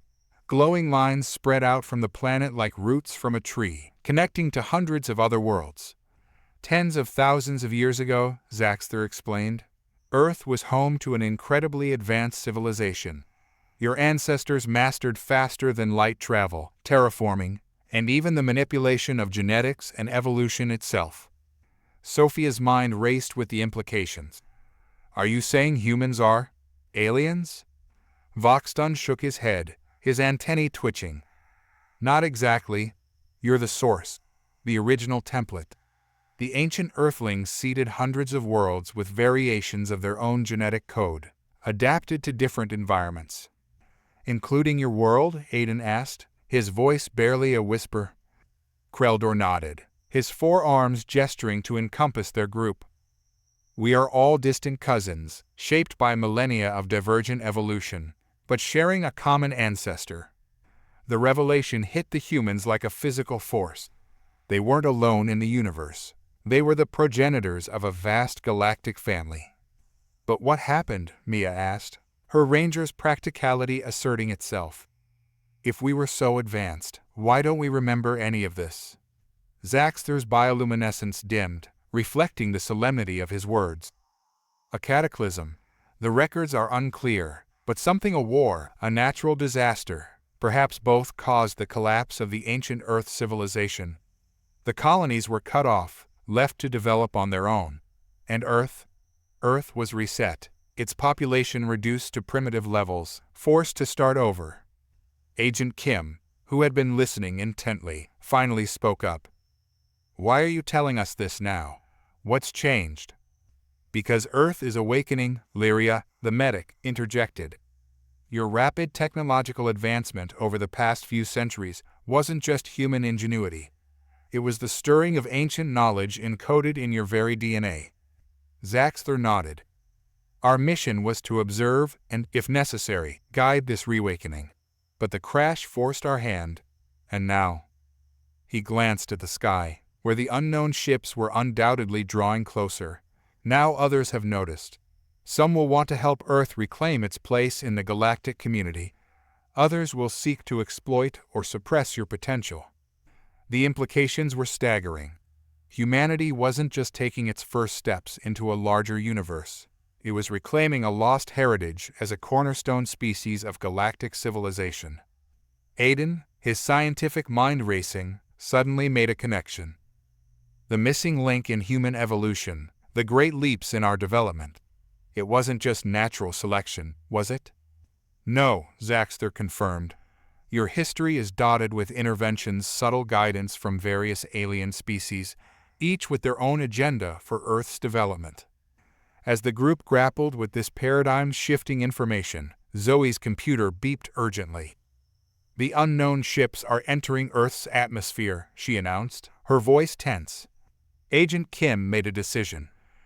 "We need to inform our superiors. The world's governments need to know what we're facing." Zaxter's antennae twitched in agreement. "Yes, but carefully. The knowledge of your true heritage, if mishandled, could destabilize your entire civilization." As if on cue, the Luminon rescue ship's doors opened with a soft hiss. A tall, elegant figure emerged, clearly a high-ranking official of their species. "Captain Zaxter," the newcomer said, their voice carrying both authority and concern, "the Galactic Council has convened an emergency session. Earth's awakening has begun, and the balance of power in the galaxy is about to shift." The humans and their alien companions shared a look of determination mixed with trepidation. They stood at the threshold of a new era, one that would redefine humanity's place in the cosmos. As the unknown ships drew ever closer and the weight of their newfound knowledge settled upon them, one thing became clear: the true adventure was only just beginning. Earth's lost children were coming home, and the galaxy would never be the same. The revelation of Earth's true cosmic significance left the group reeling. As the Luminon official briefed them on the approaching Galactic Council session, each person grappled with the implications in their own way. Aiden paced back and forth, his mind racing. "This explains so much," he muttered, almost to himself. "The sudden leaps in human technology, the mysterious ancient structures we've never been able to fully explain, the persistent myths of ancient astronauts across cultures." Sophia nodded, her scientific training warring with the enormity of the revelation. "It's like discovering that everything we thought we knew about human history is just the tip of the iceberg. Our entire understanding of evolution, of civilization itself, needs to be rewritten." Mia, ever practical, focused on immediate concerns. "What does this mean for Earth now? Are we in danger from these approaching ships? From the Galactic Council?" Zaxter's bioluminescent patterns swirled with complex emotions. "The situation is delicate. Earth's reawakening will shift the balance of power in the galaxy. Some factions will seek to guide and protect you, others to exploit or suppress your potential." Agent Kim, still struggling to reconcile his duty with this new cosmic reality, spoke up. "We need to inform world leaders immediately. This isn't something we can keep secret." Zoe, her fingers flying over her keyboard as she monitored global communications, shook her head. "It's not that simple. Look at how the world reacts to much smaller revelations. This could cause panic, chaos, maybe even war if handled wrong." Kreldor, standing protectively near Sophia, added his perspective. "In galactic terms, your world is still young, still divided. United, you could be a formidable force for good in the galaxy. Divided, you're vulnerable." As the debate raged on, Lyria, the Luminon medic, approached Sophia with a small device. "This might help," she said softly. "It's a genetic scanner. It can show the latent potential in your DNA, the echoes of your ancestors' advanced capabilities." Curiosity overcoming caution, Sophia allowed Lyria to scan her. The results made her gasp. This is impossible. According to this, humans have dormant genes for telepathy, enhanced regeneration, even longevity bordering on immortality." Aiden's eyes widened. The myths of supernatural abilities, of gods and demigods walking among humans, they weren't myths at all, were they? They were memories, or maybe even real individuals with activated ancestral genes. Zaxter nodded solemnly. "Your legends of Atlantis, of advanced ancient civilizations lost to time, they all have a kernel of truth. But accessing this potential isn't without risk. It's why the Galactic Council has been cautious about full disclosure to Earth." The Luminon official, who had been quietly observing, stepped forward. "We don't have the luxury of caution anymore. The approaching ships belong to various factions, some friendly, some not. Earth must be prepared to take its place on the galactic stage, ready or not." A heavy silence fell over the group as the weight of the situation sank in. They weren't just making decisions for themselves anymore, but potentially for the entire human race and its place in the cosmos. Mia broke the silence, her voice steady with resolve. So what do we do? How do we prepare humanity for this cosmic awakening? Aiden's eyes lit up with an idea. What if we could jumpstart it? Use the Luminan technology to activate some of these dormant genes in a controlled way. Sophia gasped, understanding the implications. A guided evolution. We could potentially unlock humanity's latent potential, giving us a fighting chance on the galactic stage. Agent Kim looked alarmed. That's an enormous risk. We'd be fundamentally changing human biology, human society, everything. The alternative, Zaxter said gravely, is leaving Earth vulnerable to less benevolent interventions. The knowledge is out there now. Others will act if you do not. As the debate intensified, Zoe's computer beeped urgently. We're out of time, she announced. The ships are entering Earth's atmosphere. Multiple governments are going on high alert. We're on the brink of global panic. In that moment of crisis, a strange calm settled over the group. They looked at each other, humans and aliens alike, united by the gravity of the choice before them. Sophia took a deep breath, meeting each person's eyes in turn. We have to do this. We have to awaken humanity's potential. It's not just about survival anymore. It's about reclaiming our heritage and shaping our destiny in the stars. One by one, the others nodded in agreement. Even Agent Kim, after a moment's hesitation, gave his assent. Zaxter's bioluminescence brightened with approval. Then let it be done. We'll use the Luminan ship's technology to broadcast an activation signal.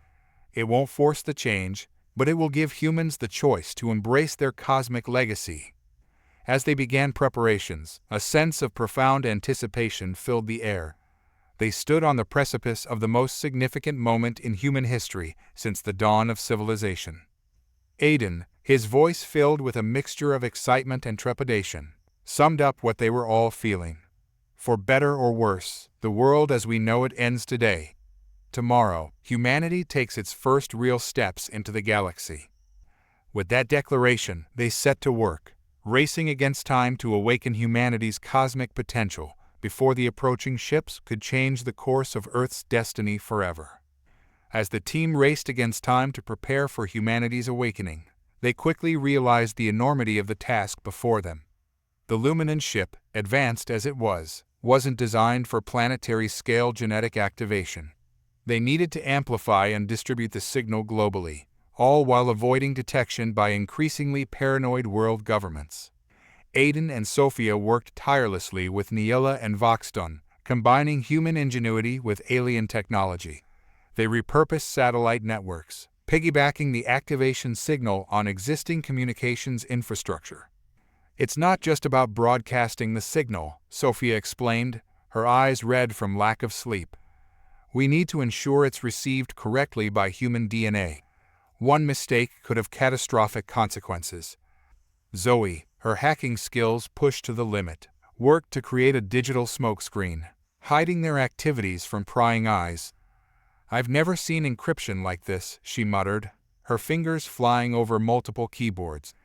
It's like the code is alive, adapting to every intrusion attempt. Mia and Kreldor focused on security, setting up perimeters and contingency plans. The four-armed aliens' combat experience proved invaluable as they prepared for potential interference. As they worked, Agent Kim made a startling suggestion. There's someone we need to bring in. A prodigy I've been monitoring for the EACT. His name is Ethan Nguyen, and his understanding of genetics and quantum computing is, well, it's not entirely natural. The group exchanged glances, understanding the implication. Ethan might be one of the rare humans who had already begun to tap into their latent potential. Within hours, a bewildered Ethan Nguyen arrived at their makeshift base.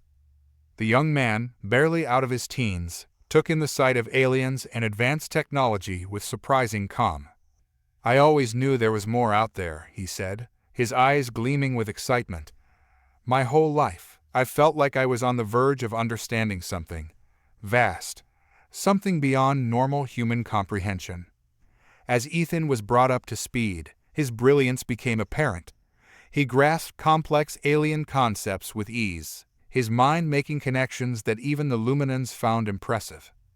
The activation signal, he mused, studying the holographic models. It's not just triggering dormant genes. It's awakening a kind of cosmic memory. We're not just evolving, we're remembering who we were meant to be. With Ethan's insights, the team's progress accelerated dramatically. They refined the signal, ensuring it would offer humans a choice in their awakening, rather than forcing change upon them. As they worked, Zaxter shared more about the potential they were unlocking. Every human carries the seeds of incredible abilities: telepathy, cellular regeneration, enhanced physical and mental capabilities. But more than that, you carry the wisdom of the stars in your very DNA. Ethan nodded, his eyes distant, as if seeing something beyond the physical realm. I can feel it. It's like a song, a cosmic symphony that's been playing all along, but we've forgotten how to hear it. As dawn broke on the third day of their frantic work, a breakthrough finally came. The team gathered around Ethan and Sophia as they made the final adjustments to the activation signal. "This is it," Sophia said, her voice a mixture of excitement and trepidation. "Once we broadcast this, there's no going back. Humanity will have the choice to reclaim its cosmic heritage."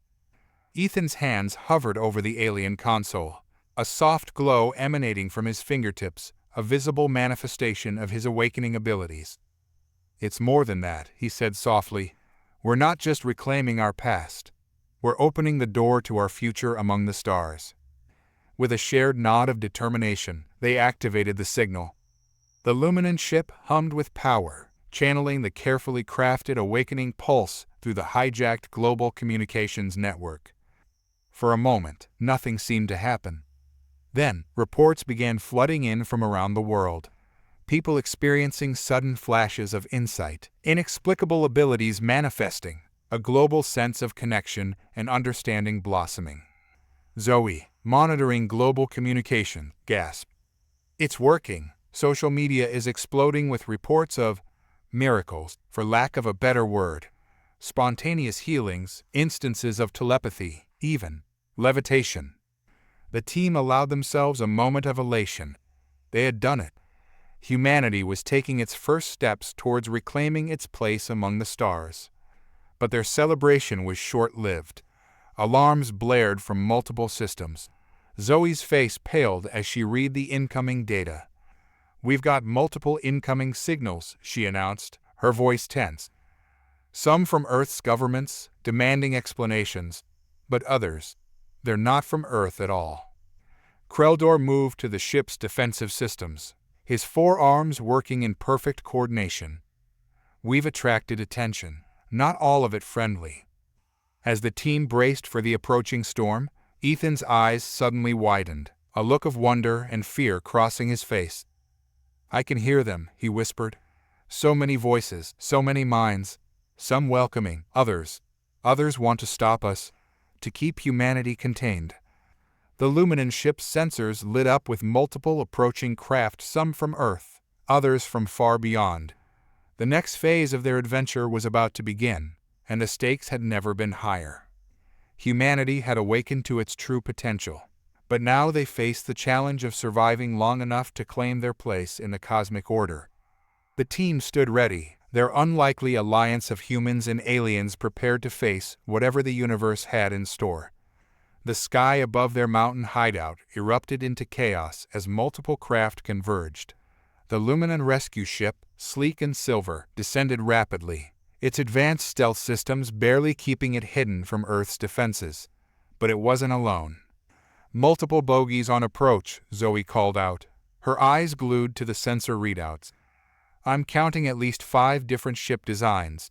Some Earth military, others definitely not from around here."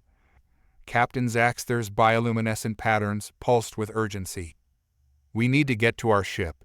It's the only way to coordinate a defense and prevent this situation from escalating into full-scale war." As the team scrambled to board, the first shots were fired. Earth's military, operating on hair-trigger alert, launched a barrage of missiles at the incoming alien craft. The luminant ship's defenses sprang to life, creating a shimmering energy field that disintegrated the missiles before impact. "They're firing blind," Aiden shouted over the din. "They don't know friend from foe." Inside the luminant vessel, the team rushed to battle stations. Sophia and Ethan, their newly awakened abilities allowing them to interface directly with alien technology, manned the communications array. Kreldor, with Mia as his unlikely co-pilot, took control of the ship's defensive systems. Zoe and Agent Kim worked to hack into Earth's military networks, trying desperately to halt the attack. The ship rocked as energy weapons from an unknown alien vessel grazed their shields. Kreldor's four arms moved in perfect synchronization, returning fire with precision. "We can't keep this up," he growled. "There are too many of them." Ethan, his eyes glowing with an otherworldly light as he processed vast amounts of data, suddenly gasped. "I'm picking up a transmission from one of the alien ships. They're here to stop us. They believe awakened humanity is too dangerous to allow into the galactic community." Zaxter's antennae twitched with grim determination. "We suspected this might happen. Some factions fear Earth's potential. We must prove them wrong." As the battle raged around them, Sophia had an epiphany. "The activation signal, we can use it to boost our ship's communications, broadcast a message to everyone, Earth forces and aliens alike." Aiden caught on immediately. "A planetary-scale telepathic broadcast. If we can make them understand, we might be able to stop this before it's too late." With Neela and Voxtun's help, they quickly reconfigured the ship's systems. But as they prepared to broadcast, a massive energy surge rocked the vessel. "Direct hit to our main power core," Neela shouted. "We're losing containment." Zaxter's voice cut through the chaos. "There's only one way. We need to link minds, combine our abilities human and luminant to power the broadcast."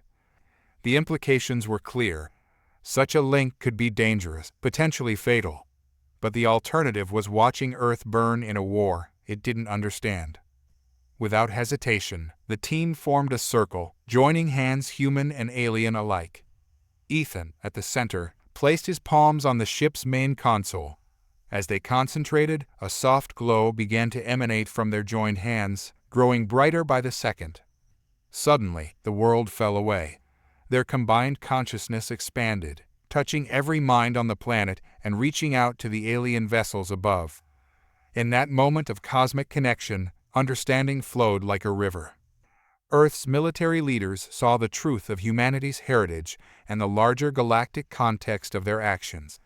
The hostile alien factions witnessed the potential for peace and growth that awakened humanity represented, and humanity at large experienced a profound moment of unity, a glimpse of their true cosmic nature. As the linked minds of the team strained to maintain the connection, they became aware of a choice looming before them. They could feel the cosmic scales balancing on a knife's edge. In this moment, they had the power to shape Earth's destiny. Option 1. Fully awaken humanity's potential all at once, catapulting Earth into its role as a major galactic player. This path promised rapid advancement but risked chaos and potentially destructive use of newfound abilities. Option 2. Guide a more gradual awakening, allowing humanity to grow into its power over time. This path was safer, but would leave Earth vulnerable in the short term as they navigated their new reality. The weight of this decision pressed down on their linked minds. They could feel the hopes, fears, and expectations of billions, both human and alien, resting on their choice. As the energy of their link began to falter, they knew they had only moments to decide. The future of Earth, and potentially the galaxy, hung in the balance.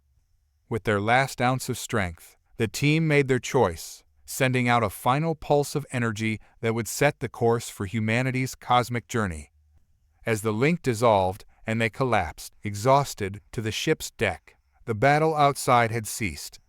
An eerie silence fell over the mountain and the sky above. The choice was made. Now, they would face the consequences for better or worse. As the team recovered from their mind-melding experience, The world outside was changing rapidly. Their choice, a gradual awakening guided by those who understood the cosmic implications, was already taking effect. But the immediate challenge was clear. The truth needed to be shared with the entire planet.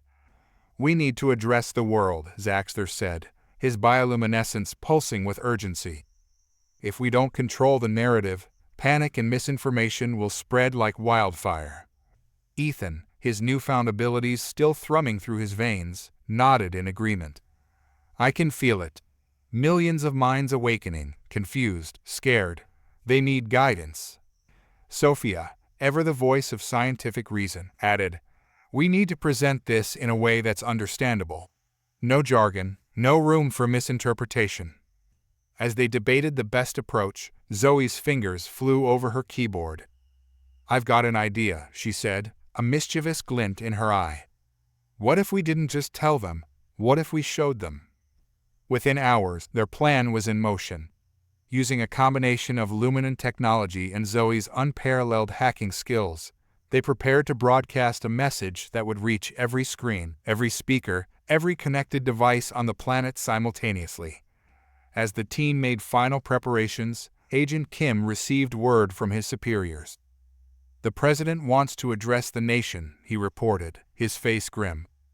"We need to move now, or we'll lose control of the situation entirely." With a shared nod of determination, they initiated the broadcast. Screens around the world flickered to life. From Times Square to Tokyo, from smartphones in Sao Paulo to satellites orbiting the planet, a single image appeared: a diverse group of humans standing alongside their alien allies, the luminant ship gleaming behind them. Aiden stepped forward, his voice steady despite the enormity of the moment. "People of Earth, what we're about to tell you will change everything you thought you knew about our world, our history, and our place in the universe." Sophia continued, "Humanity is not alone, nor have we ever been. We are part of a vast galactic community, with a heritage that stretches back millions of years." The broadcast shifted, showing holographic representations of ancient Earth, advanced civilizations rising and falling, and the seeding of distant worlds with human genetic material.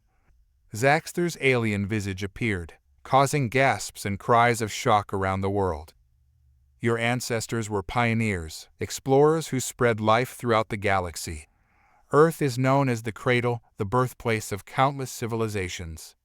Ethan explained the concept of dormant abilities, the awakening that had begun, and the choice they had made for a guided, gradual unveiling of humanity's true potential.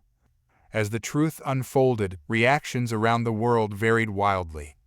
In some places, people poured into the streets, celebrating this new cosmic awareness. In others, fear and denial led to chaos and violence. Religious leaders scrambled to reconcile this new reality with their teachings.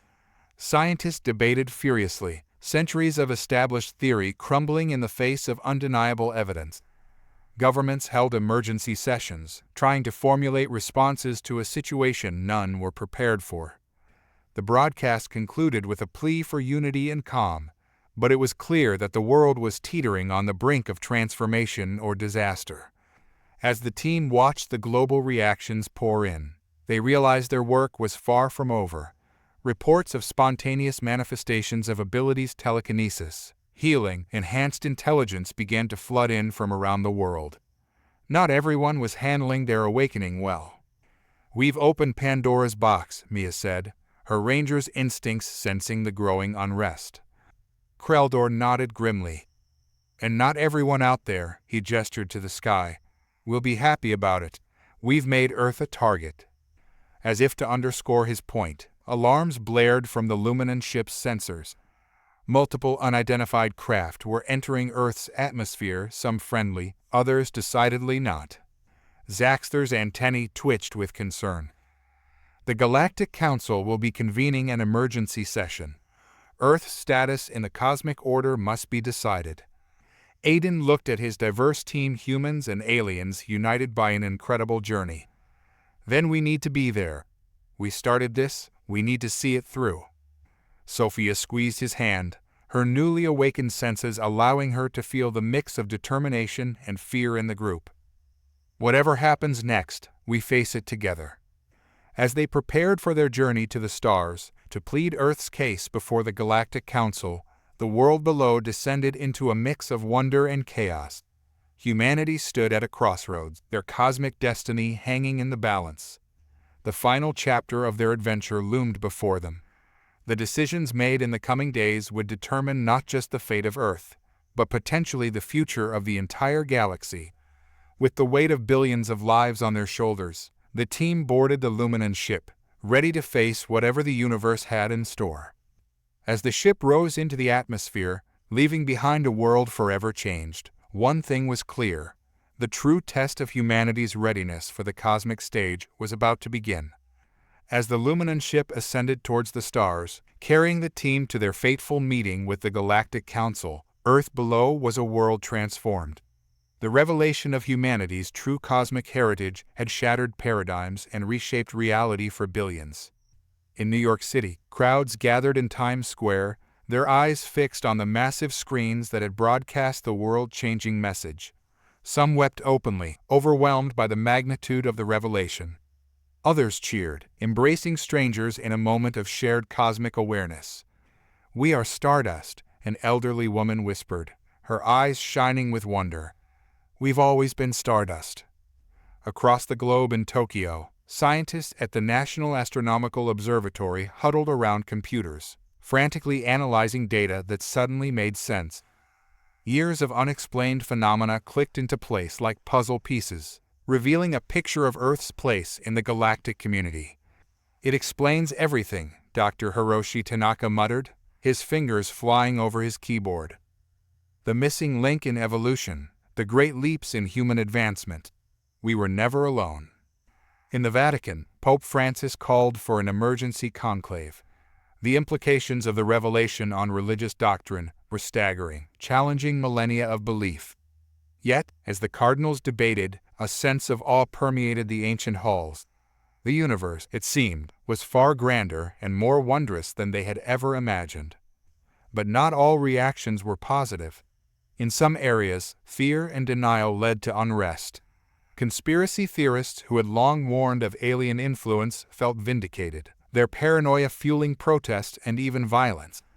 Governments struggled to maintain order as some citizens demanded immediate access to their cosmic birthright, while others called for isolation from galactic affairs. Amidst this global turmoil, an unexpected voice rose to prominence. Mia Kowalski, once a simple park ranger, found herself thrust into the spotlight.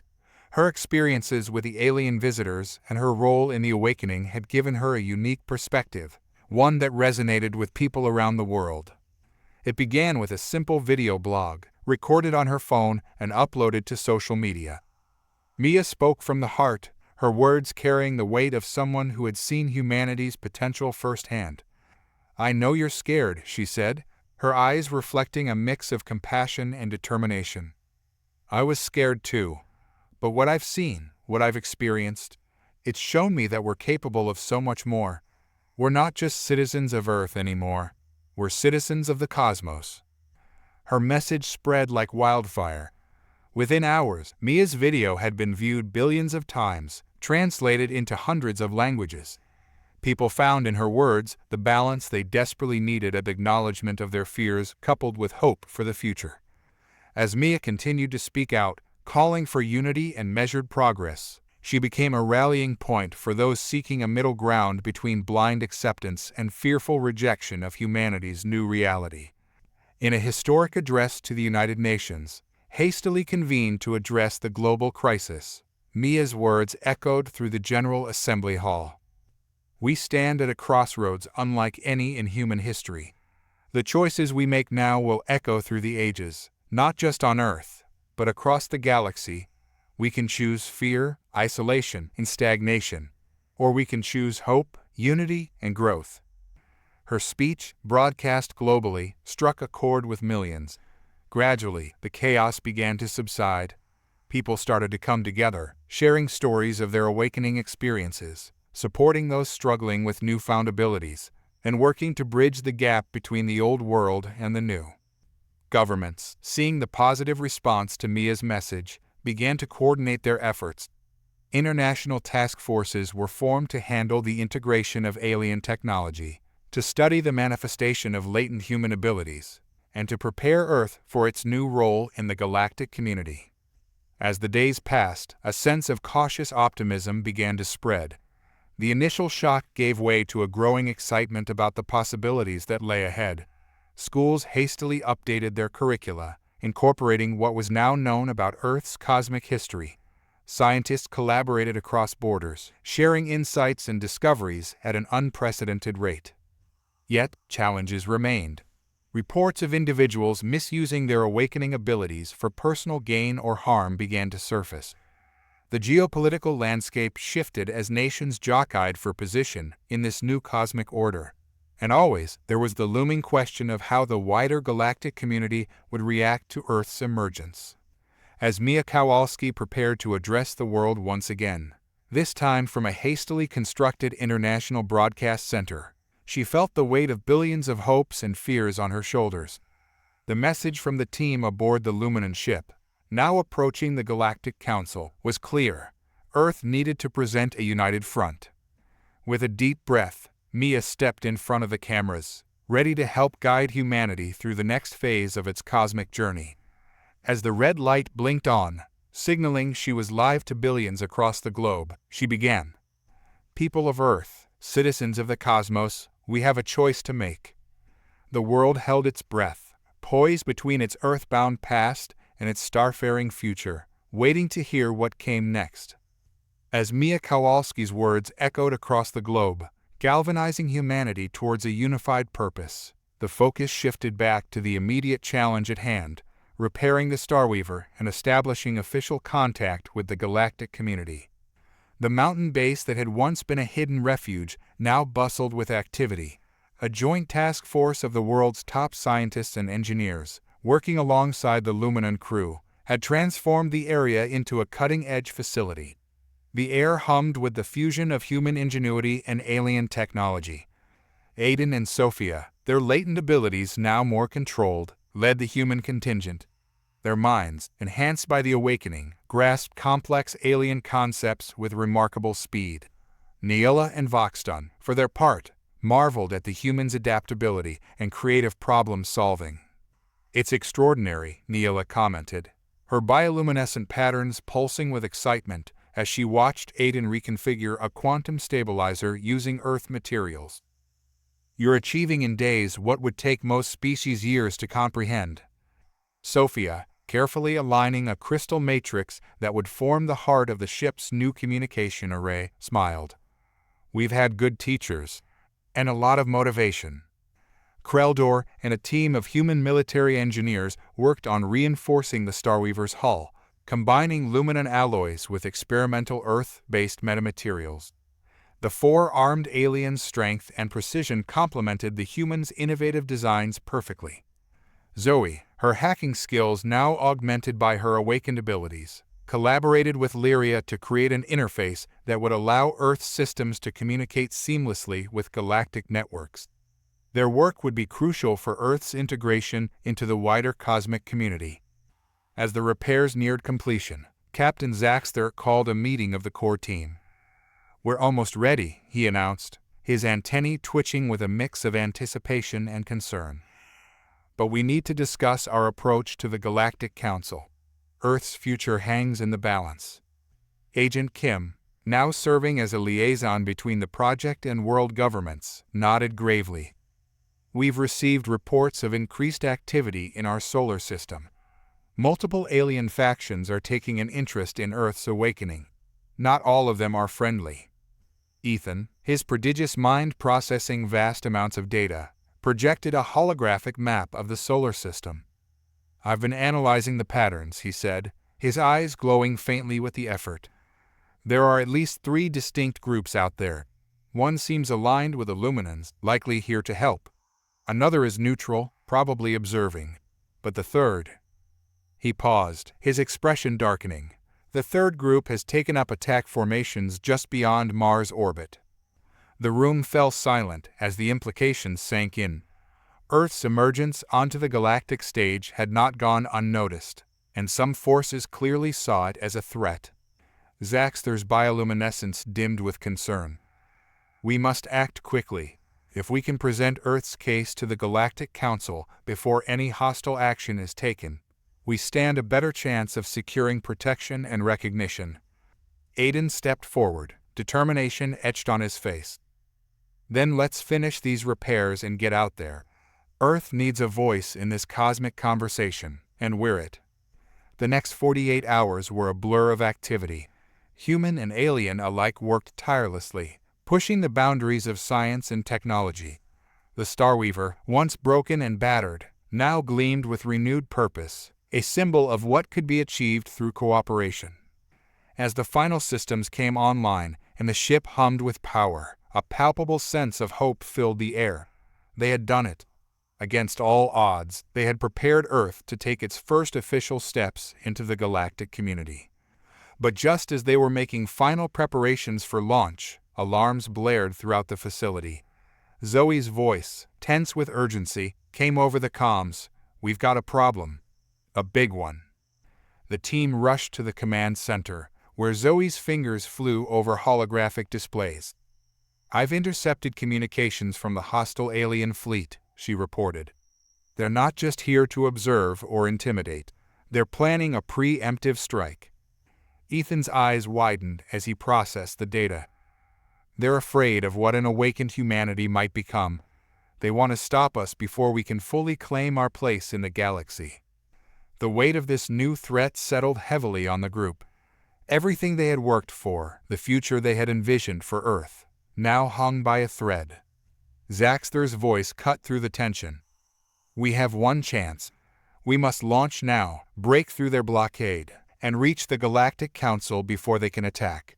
It's a risk, but it's our only option." As the team exchanged determined glances, each knowing the dangers that lay ahead, Sophia voiced the question on everyone's mind. "And if we don't make it in time?" The captain's answer was solemn, his bioluminescence pulsing with grim resolve. "Then we may be the last hope for Earth's survival." With that sobering thought, the team rushed to their stations. The Starweaver's engines roared to life, its newly repaired systems pulsing with the combined ingenuity of two worlds. As they prepared for launch, each member of the crew, human and alien alike, knew that the next few hours would determine not just their own fate, but the destiny of Earth and its place in the cosmic order. The final chapter of their incredible journey was about to unfold, with the future of humanity hanging in the balance. As the Starweaver's engines thrummed with power, preparing for launch, the mountain facility erupted into chaos. Alarms blared as Zoe's voice cut through the commotion. Multiple bogies incoming, Earth-based aircraft and something else. "They're trying to stop us." Captain Zaxter's bioluminescent patterns flashed with urgency. "Everyone to battle stations. We must launch now." The team scrambled to their positions, their newly forged human-alien synergy put to the ultimate test. Aiden and Sophia, their awakened abilities in full force, manned the ship's primary defense systems. Kreldor, with Mia as his co-pilot, took control of navigation. Ethan, his prodigious mind linked directly to the ship's sensors, provided real-time threat analysis. As the Starweaver lifted off, the sky around them exploded into a maelstrom of energy blasts and missiles. Earth military jets, acting on orders from those who feared the implications of galactic contact, swarmed around them.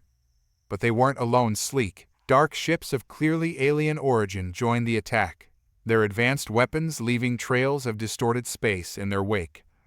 Evasive maneuvers, Zaxter commanded as Kreldor's four arms worked in perfect harmony, guiding the ship through the deadly barrage.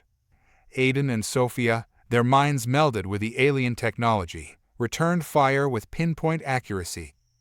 "We're targeting propulsion systems only," Sophia called out. "We're not here to hurt anyone." Agent Kim, monitoring Earth communications, shouted over the din. "It's not just rogue military elements. Some awakened humans are using their new abilities to aid the attack. They're afraid of leaving Earth." As if to underscore his point, a massive telekinetic pulse rocked the Starweaver, sending it spiraling towards the ground. Mia, drawing on her ranger instincts and newfound powers, reached out with her mind, stabilizing the ship's descent. "We can't keep this up," Neela cried, her hands flying over the engineering console. "The strain on the new systems is too great." Ethan's eyes glowed with an otherworldly light as he processed vast amounts of data. "There's a gap in their formation. If we can reach the upper atmosphere, we might be able to break free." Zaxter nodded grimly. "Do it." The Starweaver surged upward, its engine screaming in protest as it pushed through the aerial blockade. For a moment, it seemed they might make it, but then a concentrated blast from the alien ships tore through their aft shields. "Direct hit!" Voxton shouted. "We're losing power to the main drive." As alarms blared and systems failed around them, a terrible realization dawned on the crew. They were caught in Earth's gravity well, unable to break free. The hostile forces closed in, preparing to finish them off. In that moment of desperation, Lyria, the quiet Luminan medic, stepped forward. Her large eyes shimmered with determination and sadness. "There's a way," she said softly, "but the cost." Before anyone could stop her, Lyria placed her hands on the ship's main power conduit. Her bioluminescence flared brilliantly as she began to channel her own life energy into the Starweaver's systems. "Lyria, no!" Zaxter cried out, realizing her intent. But it was too late. The ship surged with renewed power, its shields flaring to life, its engines roaring with impossible strength. They burst through the atmosphere, scattering their attackers like leaves in a hurricane. As they broke free of Earth's gravity, Lyria collapsed, her light fading. Sophia rushed to her side, tears streaming down her face as she cradled the alien's head. "Why?" Sophia whispered, her awakened senses feeling Lyria's life slipping away. Lyria's voice was faint, but filled with warmth. "Because this is bigger than any one of us. The bond between our peoples. It's beautiful. It deserves a chance." With a final, radiant pulse of bioluminescence, Lyria's eyes closed.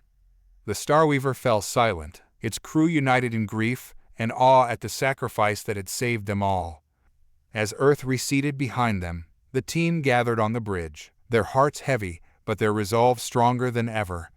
Aiden spoke first, his voice thick with emotion. "We can't let her sacrifice be in vain. We have to make this work, for Lyria, for Earth, for everyone." Zaxter nodded solemnly, his antennae drooping in mourning. "Lyria saw the potential in our union. Her gift has given us a chance to realize it." The Starweaver streaked towards its rendezvous with the Galactic Council, carrying with it the hopes of Earth and the legacy of a brave Luminan who had given everything for a future of unity. As they prepared for the challenges ahead, each member of the crew, human and alien, alike silently vowed to honor Lyria's memory by forging a new path for their peoples among the stars. The final leg of their journey lay before them, the fate of Earth hanging in the balance. But now they carried with them a powerful reminder of what could be achieved when two worlds came together as one. The Starweaver's journey to the Galactic Council's rendezvous point was marked by a heavy silence. The elation of their narrow escape was tempered by the profound loss of Lyria. Her sacrifice had saved them all, but it had also left an indelible mark on the crew. In the ship's makeshift memorial chamber, Sophia stood before a softly glowing hologram of Lyria. Her fingers traced the air, following the curves of the Luminan's face. "I never thought I'd mourn an alien so deeply," she whispered, her voice thick with emotion. Kreldor approached, his forearms moving with uncharacteristic gentleness as he placed a comforting hand on Sophia's shoulder. "Lyria saw the best in both our species," he said, his bioluminescent patterns pulsing with a mix of sorrow and warmth. "She believed in the connection we've forged." Sophia leaned into his touch, finding solace in the alien's presence. "It's strange," she mused. "A few weeks ago, the idea of being this close to an extraterrestrial would have been unthinkable. Now I can't imagine facing this without you." Their moment of quiet intimacy was interrupted by Aiden's voice over the intercom. "We're approaching the Council's coordinates. Everyone to the bridge." As the crew gathered, the changes in each of them were evident. Aiden stood taller, his eyes gleaming with a confidence born from tapping into his latent abilities. Mia, once a simple park ranger, now carried herself with the poise of someone who had glimpsed the vastness of the cosmos. Ethan, the young prodigy, seemed both older and more vibrant. His awakened mind had matured rapidly, processing vast amounts of cosmic knowledge. Yet there was a childlike wonder in his eyes as he gazed at the starfield before them. Agent Kim, who had once represented the rigid structure of government authority, now stood comfortably among the diverse crew. His experiences had broadened his perspective, showing him that true security came from understanding and cooperation, not fear and control. Captain Zaxter addressed the group, his antennae twitching with a mix of pride and melancholy. "We've come further than I ever thought possible," he began. "Not just in distance, but in understanding. You humans have shown resilience, creativity, and compassion beyond measure." Neela nodded in agreement, her engineer's pragmatism softened by genuine affection. "Working alongside you has been illuminating. Your species has so much potential." Voxton, typically reserved, added, "The way you've adapted to cosmic concepts, integrated our technology with your own. It's unprecedented. You truly are the children of the cradle." As the Galactic Council station came into view, a massive, gleaming structure that defied conventional geometry, the reality of their situation began to sink in. Their journey together was coming to an end. Aiden voiced what they were all feeling. "So, this is it.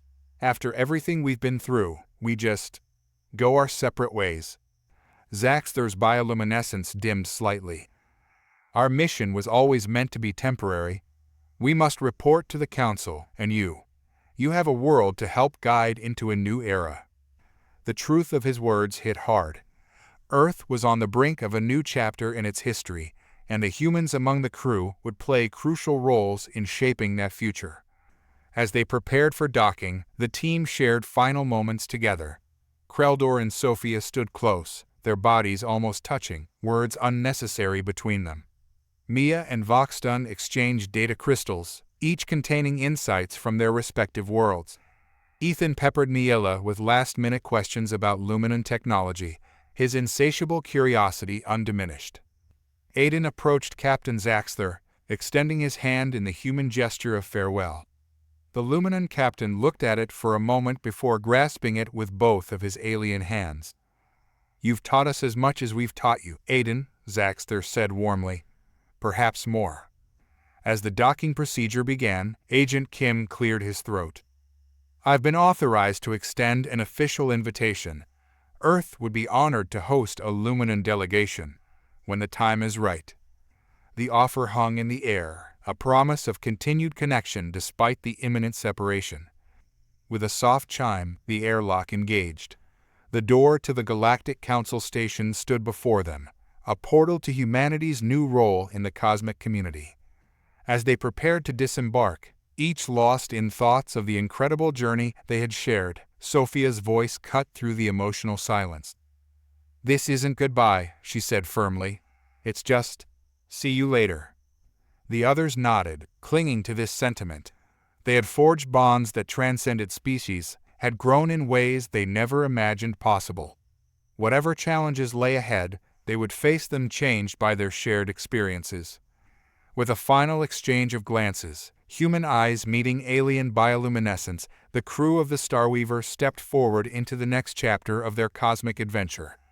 The fate of Earth, and their place in the grand tapestry of the galaxy, was about to be decided. But no matter the outcome, they knew that the connections they had formed would endure across the vast expanses of space and time.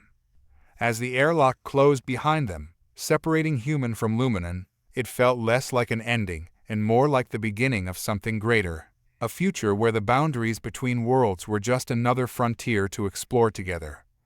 The Galactic Council chamber was a marvel of cosmic architecture, its vast dome seemingly composed of living starlight.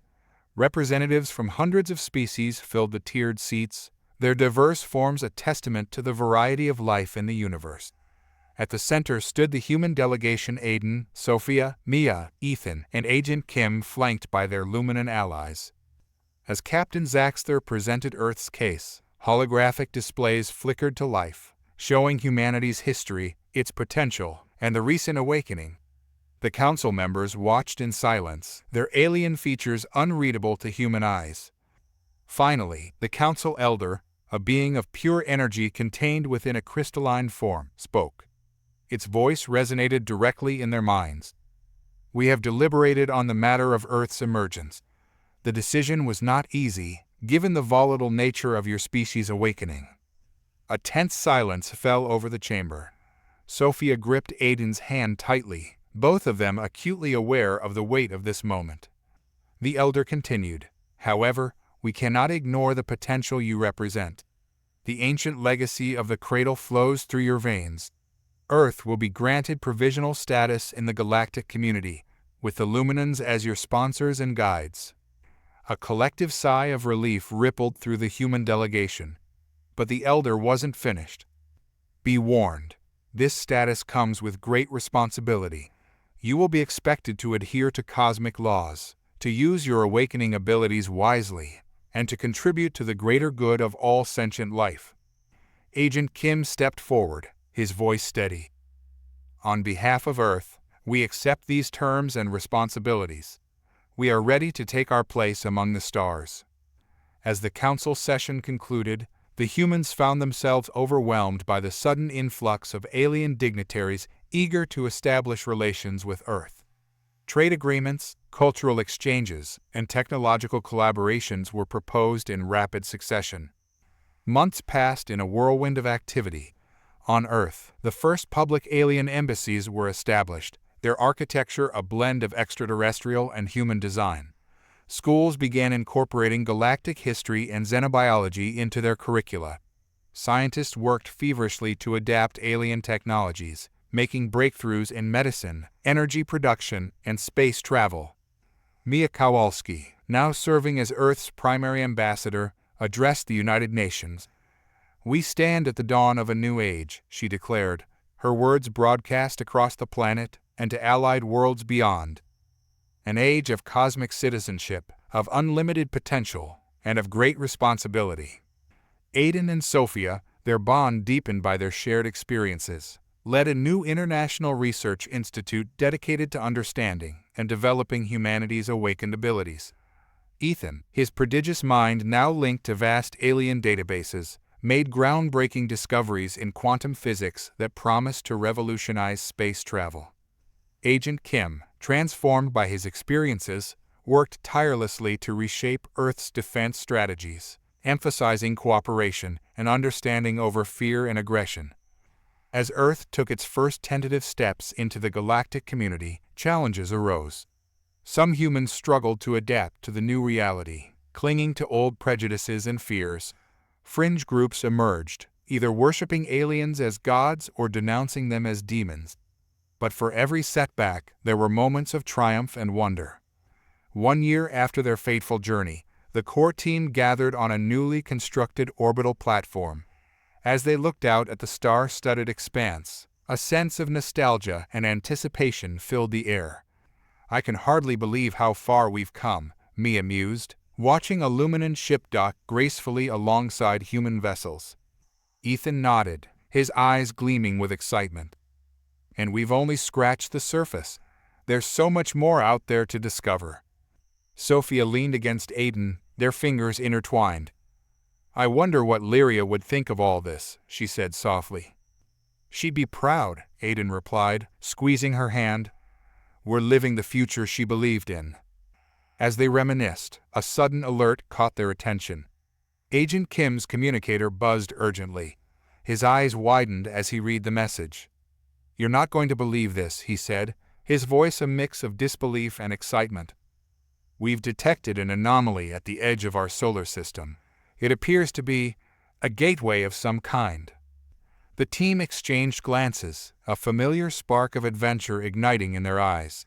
Earth had found its place in the galactic community, but the universe, it seemed, still held countless mysteries. "Well," Aiden said, a grin spreading across his face, "I guess our work isn't done yet." As they hurried to investigate this new phenomenon, the vast expanse of space stretched out before them, teeming with possibilities. Earth's journey among the stars was just beginning, and the greatest adventures lay ahead, waiting to be discovered. The future was uncertain, filled with both promise and peril, but humanity, awakened to its true potential and united with new allies, was ready to face whatever the cosmos had in store. The next chapter in their cosmic saga was about to unfold, and the universe would never be the same.